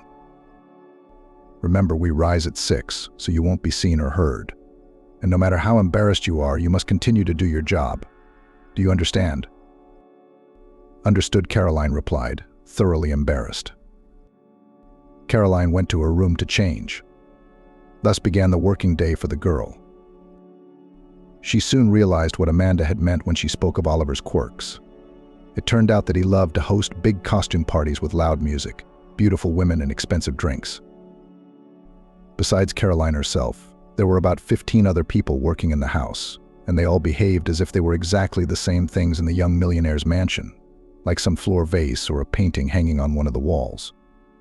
It was of course very disconcerting to the girl that all the employees of Oliver's house were acting quietly and inconspicuously. After all, Oliver had clearly made it clear to her that he could socialize with them as ordinary people. Amanda, however, continued to insist on numerous rules of behavior even after her host had summoned her to talk to her. Well, Caroline couldn't cross her either. In the first month of work, she received a substantial advance on her card, part of which she immediately sent to her parents. Oliver remained an inscrutable mystery to her. He could easily walk up and kiss one of the young gardeners he paired with her. They were twin sisters and tended an incredibly beautiful winter garden, but at the same time he never allowed himself any flirtations of a certain kind with her or them. For these purposes, Oliver had far more experienced girls who could safely be called mistresses. One named Molly stood out among them. The long-legged, red-haired beauty spent most of her time with Oliver, and he, in turn, increasingly applied the definition of fiancé to her. The entire staff of the house concluded that soon the young people would be married and their master would have a legitimate wife. However, this eccentric rich man had a completely different side. Very often, especially in the evening, Caroline found the young man immersed in the affairs of his company. He would sit for hours at his desk, and sometimes Caroline was sure he worked all night long. She had never once heard him say a rude word to anyone in the household. And if any of the workers made serious mistakes, Oliver always spoke to them in private, locked away in his office. But his fiancée Molly did not share this peaceful coexistence with the staff. She was always picking on everything, shouting at everyone, and the young maids, including Caroline, tried to bring her to tears. "Why are you talking here during working hours?" she shouted at the girls. "Don't you have anything else to do? Look around: dust, dirt, carpets. You're not sweeping properly. Get back to work, you slackers. Well, when Oliver and I get married, I'll get to work on you. How many of you have Amanda taught you? It's all over the place. What are you looking at me for? Look me in the eye when I'm talking." Molly growled at them like a wild tigress, imagining herself the mistress of the house. The maids held on with all their might, unable to endure her terrifying screams and shrieks. God forbid Oliver should marry that Molly, one of the maids complained to her in the kitchen. "Caroline, then we'd all be ruined." "What can she do to you?" Caroline asked her with a smile. "She's not his wife yet. You're not panicking yet." Millie looked at the girl and said with bitterness in her voice, "You just don't know her, Caroline. This is not a woman. That's jealousy and greed combined. Only in stilettos. She'd run us all to pieces, I'll bet. She's jealous of her master's every plate. The other day she complained to him that we were too pretty to walk round the house and charm him with our slim legs." Beatrice and Caroline laughed together, realizing how absurd the situation was, especially when it came to a man like their master. "I can't lose this job," Beatrice continued sadly. "I have a little son in the village with my mother. I work here and send them money so that Matthew will not need anything." "I understand," Caroline said. "My parents have always lived very modestly in another town, so this place is a real chance for me to make a name for myself." Beatrice looked out the window at the full moon hanging over the horizon and smiled dreamily. "Oliver's very good," she murmured, as if in confidence. "He has his quirks, of course, but he's not as cruel as Amanda says he is. I suspect she's made him look like that to us on purpose, so that we'll work harder and not relax." "He is a little strange," Caroline agreed, and looked away from Beatrice, lest she should read into it the feelings that Caroline felt every time she remembered how close Oliver had been to her. He is very young, and for the owner of such a huge company, how had he achieved all this? "He inherited it 3 years ago," Beatrice replied simply. "Since then, he's had these oddities of working non-stop and resting all the time. His father, Marcus, was poisoned at a business dinner. The police were never able to figure out who did it. You could say the culprit is still walking free. And Oliver is very afraid that at any moment he could be next." Really, Caroline was genuinely surprised. "Well, yes," Beatrice nodded. Caroline was struck to the heart. She had never imagined that such a tragedy could have befallen this outwardly light and cheerful person. "I think," Beatrice continued, "that all these parties and phobias, like the fact that he always takes our cook, Kevin, and one of the maids with him when he goes to other cities, are all ways of distancing himself from this personal drama. Oliver, he loved his father so much, he can't seem to get over losing him. And the bastards who sent Marcus to the grave never got what they deserved. I guess it's all hit him too hard, Caroline muttered thoughtfully to herself. Who would have thought that the rich had more trouble than the common people? All the next night, Caroline could not sleep for some unknown reason. Everything seemed to be going well, but her mind drifted back and forth to Oliver. I wish I knew what kind of man he really is. Maybe this bravado is just a mask, someone more vulnerable, someone she could probably help. A couple of weeks later, exactly what Beatrice had told her about happened. Oliver was going on a business trip of great importance to his business, and, as he always did, he took Kevin, his longtime cook, and his maid with him. The latter, to his great amazement, was Caroline herself. "Why are you so surprised?" Oliver asked her with a slight chuckle. "I need someone I can trust 100% to clean my room and control the food I eat during the trip. I don't think it's a big deal." "Yes, but you don't know me at all," Caroline objected. "I haven't been with you that long. What if I can't do it?" The young man's face took on a serious expression, and then he replied in a voice that sent shivers down Caroline's spine. "Well, if you can't do it, then you and I will have to part. Or we can do it right now, if you're not sure you're ready for a business trip. Because that's what a business trip is to you." "No, it's not. Of course I'll go with you," Caroline said with her lips pressed together. How could she be so foolish as to think that this calculating businessman could have a soul? If Beatrice was right about his worries about her father's death, he was either hiding them very well, or her friend was mistaken. Because how could a man who was ready in 2 seconds to fire another man standing in front of him at that very moment be worried? No, Caroline shook her head as she left her boss's office. Oliver could be anything, but he's certainly not a bereaved person in need of comfort. When all the things were packed and Caroline and Kevin were getting into one of the 2 large jeeps, one for her and the cook, and the other for Oliver and his guard, Kevin said to Caroline with a kind smile, "Don't you worry so much, my dear. I've been traveling with the owner for years, and it's always been fine. It's only for a couple of days. There's nothing to worry about." Caroline answered the cook with a calm but somewhat detached smile. She herself was pricked by something inside her. A bad feeling plagued the young maid.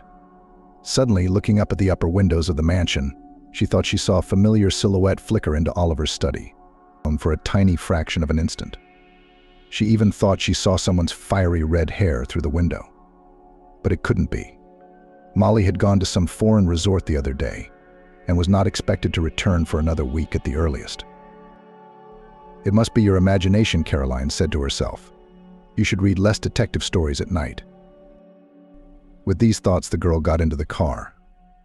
At first, the road was good, and the way through a dense forest seemed to the girl even picturesque. But gradually, the closer they got to the wide stone bridge, the more potholes were encountered on their way. The driver explained to Caroline that the road had not been repaired for a long time, and therefore they had to be especially careful here. "You don't have to explain to me," she nodded, remembering the tragedy that had happened to her own father. The driver wanted to say something else to Caroline, but suddenly he was attracted by something unusual happening ahead with Oliver's car. His business car, which was considered one of the most reliable in the world, suddenly began to swerve on the road. Every now and then his driver was swerving sideways. "What the hell is going on up there?" was all the driver of the Jeep with the cook and the maid could manage to say. When the car in front of him went over the bridge railing at full speed and fell into the water with a loud splash. "Oliver," was all Caroline could exclaim in despair. But then their car began to do the same kind of pretzels. "What happened?" Kevin asked, horrified, his huge blue eyes now huge. "Are we all going to crash now?" "Don't talk rubbish, Kevin," shouted the driver, trying to hold on to the steering wheel. "I don't understand. I just had a full inspection last week. What the—" He didn't have time to finish, because their Jeep also failed to slow down and went full speed into the river after Oliver's car. Caroline couldn't remember exactly how she'd ended up underwater. It was just a protective reflex, and she opened her eyes, being already a few meters into the deep abyss. The cabin was completely submerged. This she realized at once. Sitting next to her with his eyes wide open was Kevin. Blood was oozing from the wound on his temple. And Caroline realized with bitterness that the poor man had obviously been hit when the car fell. He was dead, and so was the driver, who was almost immediately choked by the powerful torrent of water. Being an excellent swimmer, Caroline had good lung capacity, so she managed to get out of the Jeep quickly enough. The girl looked, trying to find the second car in the murky water. Finally, she saw it. Oliver's car was buried up to its bonnet in the mud, sinking to the bottom of the river. After swimming a few more meters, she saw Oliver's hands floating in the water, which she grabbed and began to pull him upwards, away from the submerged car. With great difficulty, Carolina managed not only to pull her boss up, but also to drag him to the shore, and from there to the nearest road. There, Caroline was able to stop the first car she could find and call an ambulance. Until the medics arrived, the girl gave the victim all the necessary resuscitation measures. She felt Oliver's pulse on the shore, and making sure that he was alive, tried to pump out most of the water from his lungs. Although the man coughed up enough water, he never regained consciousness, so Caroline had to carry him on her back to the nearest motorway. Caroline's own lungs burned like they were on fire. Her legs were shaking. She was sweating and coughing. But she was determined to save Oliver. When the ambulance finally arrived, Caroline described the situation to them, and they realized that there was something wrong and called the police. Caroline and Oliver were taken to the hospital, where they received all the necessary care. As the girl was hardly hurt, she was able to visit Oliver after a few long hours, which seemed like an eternity. The man, who by then had come to his senses, thanked her profusely. "You said you couldn't handle it," he said in a hoarse voice. "You not only managed, but thanks to you I'm still alive. And I can imagine what you had to go through while you dragged me through those woods. I'm sorry, Caroline. I'm ashamed of the way I pointed out your place," Oliver said. "Come on, Oliver," Caroline said. "The most important thing is that you're breathing. My teachers at school told me I had a talent for running. I'm finally getting the hang of it. If I hadn't run so much, I wouldn't have been able to get you out." Except what?" Oliver asked her grimly. "Your colleagues Kevin, Nick, Matthew. They're all dead," Caroline said with a heavy heart. Oliver nodded understandingly. "I don't understand what happened at all. The cars were in perfect working order, I'm sure of it." Caroline. Oliver glared at his young savior. "Is something troubling you? Are you ill? Should I call a doctor?" "No," Oliver stopped her. "No, it's not that." The young man reached into his jacket, which was hanging on the chair, and pulled a thick notebook out of the pocket, followed by a pre-prepared pen, straight from the cover. He wrote something on the tiny piece of paper, and tearing it off, handed it to Caroline. "Now you are the only one I can trust." Caroline, not understanding anything, took the slip of paper from his hands. There were some numbers written on it, and the girl counted as many as 10 of them. "But what are these?" she asked. "It's a code. Don't worry, it's not for the safe," Oliver joked. "It's just from my work laptop. The computer is in my office, and I have an unusual favor to ask of you. Please, it will help me understand and solve a lot of things." Caroline nodded, and after listening to her superior's request, she drove back home. Meanwhile, an investigator came to Oliver's room. The policeman interviewed the victim and assured him that they would do everything possible to find the intruders as soon as possible. Intruders? Oliver couldn't believe his ears, so it wasn't an accident. "I'm afraid not," the policeman shook his head. "We have brought the cars to the surface, and judging by the preliminary examination, I have no consolation for you. Someone deliberately cut your brake hose, knowing that you would be traveling in very difficult road conditions," the policeman said. Oliver slowly leaned back on the pillow. "Well, they got to me, too," he breathed out heavily. "Your father's competitors," the policeman said. "I'm sorry, but I've heard about this case. As far as I understand it, they never found who was responsible for Marcus's death." Oliver nodded briefly. "I think it's the same people," he said weakly, feeling the familiar fear that the young man had been so successful at drowning out with alcohol all these years. Meanwhile, Caroline arrived at Oliver's mansion and went up to his office as inconspicuously as possible. She realized that all the cameras in the house had probably caught her, but she hoped that in case the security service was displeased with her, the owner of the mansion would somehow protect her in front of them. The girl booted up the ultra-modern flat-screen computer, then entered all 10 digits written for her by Oliver into the password field. Within a second, a blue wheel was spinning on the screen, and then access to the landlord's desktop opened up. A folder labeled Cameras clicked open. Caroline selected the appropriate date and the Garage tab, then waited for the video she wanted to see to load. Literally seconds later, Caroline saw the garage room. And then, the girl did not believe her eyes at first. A red-haired beauty in expensive shoes and the head of security, the man who was supposed to protect Oliver, entered the garage. He quickly looked around and damaged both brake hoses in the very cars they were traveling in today. What followed was an equally disgusting scene. The red-haired beast, who Caroline realized was Molly, gave her partner a kiss, after which they both left the garage at a leisurely pace. Caroline copied the tape to a flash drive, shut down the computer, and only then called the police. When the investigator and the SWAT team arrived at the mansion, the head of security was already packing his bags, expecting to run away with his girlfriend abroad. But Molly, thinking that their cunning plan had come true and Oliver was dead, had no intention of sharing her loot with her lover.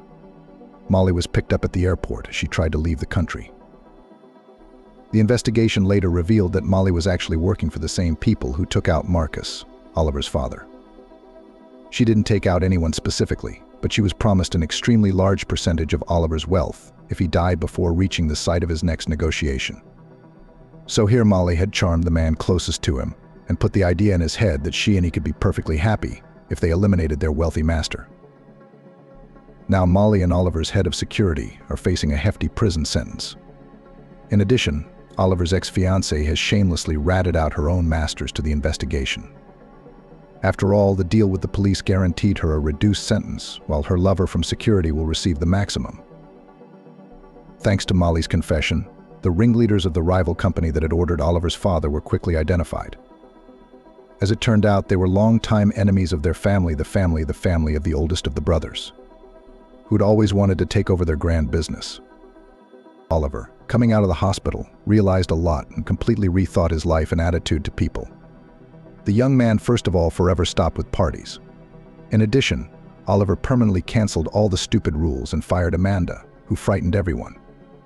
After that, he hired a completely different, kind-hearted woman who could not only manage his household perfectly, but also interacted with all his employees and co-workers as if they were family.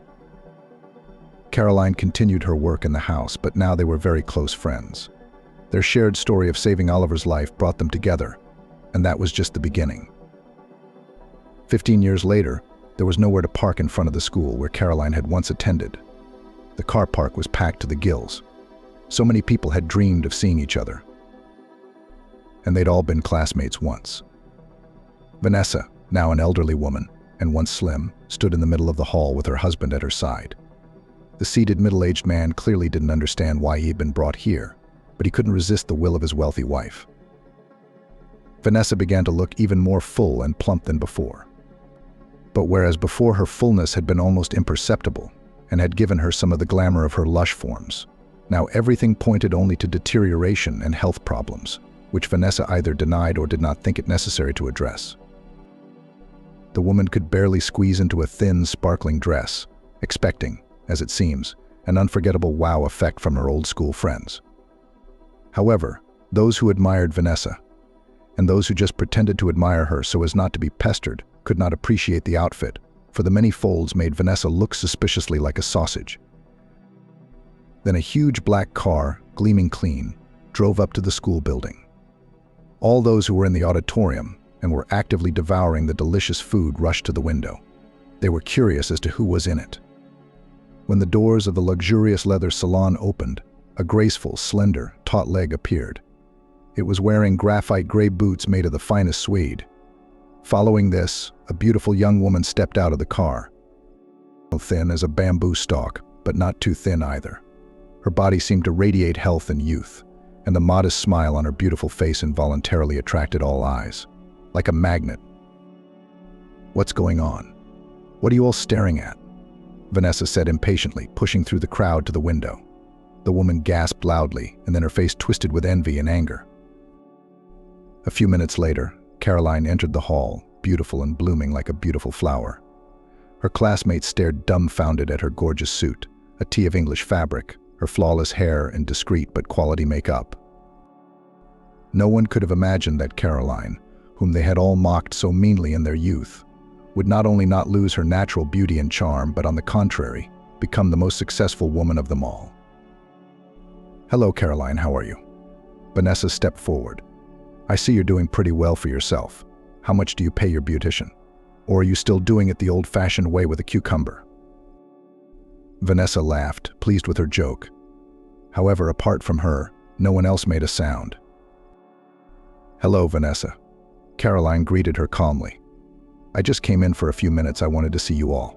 Take another look at my past. One last time to make sure I hadn't lost anything."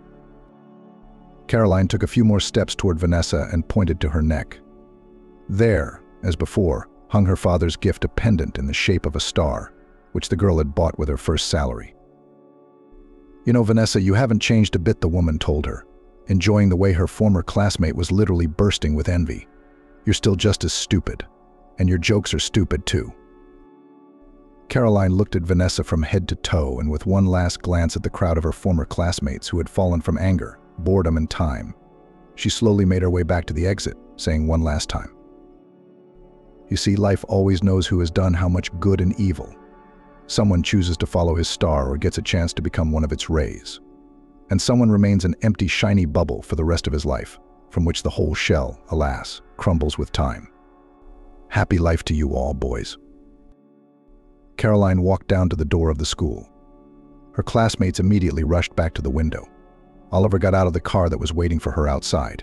He was still as tall and stately as ever, only now he wore a pair of slim-fitting glasses on the bridge of his nose. He was followed first by a boy of about 12, and then a girl of about 7. The children hugged Caroline happily, and Oliver smiled as he rubbed the heads of his offspring.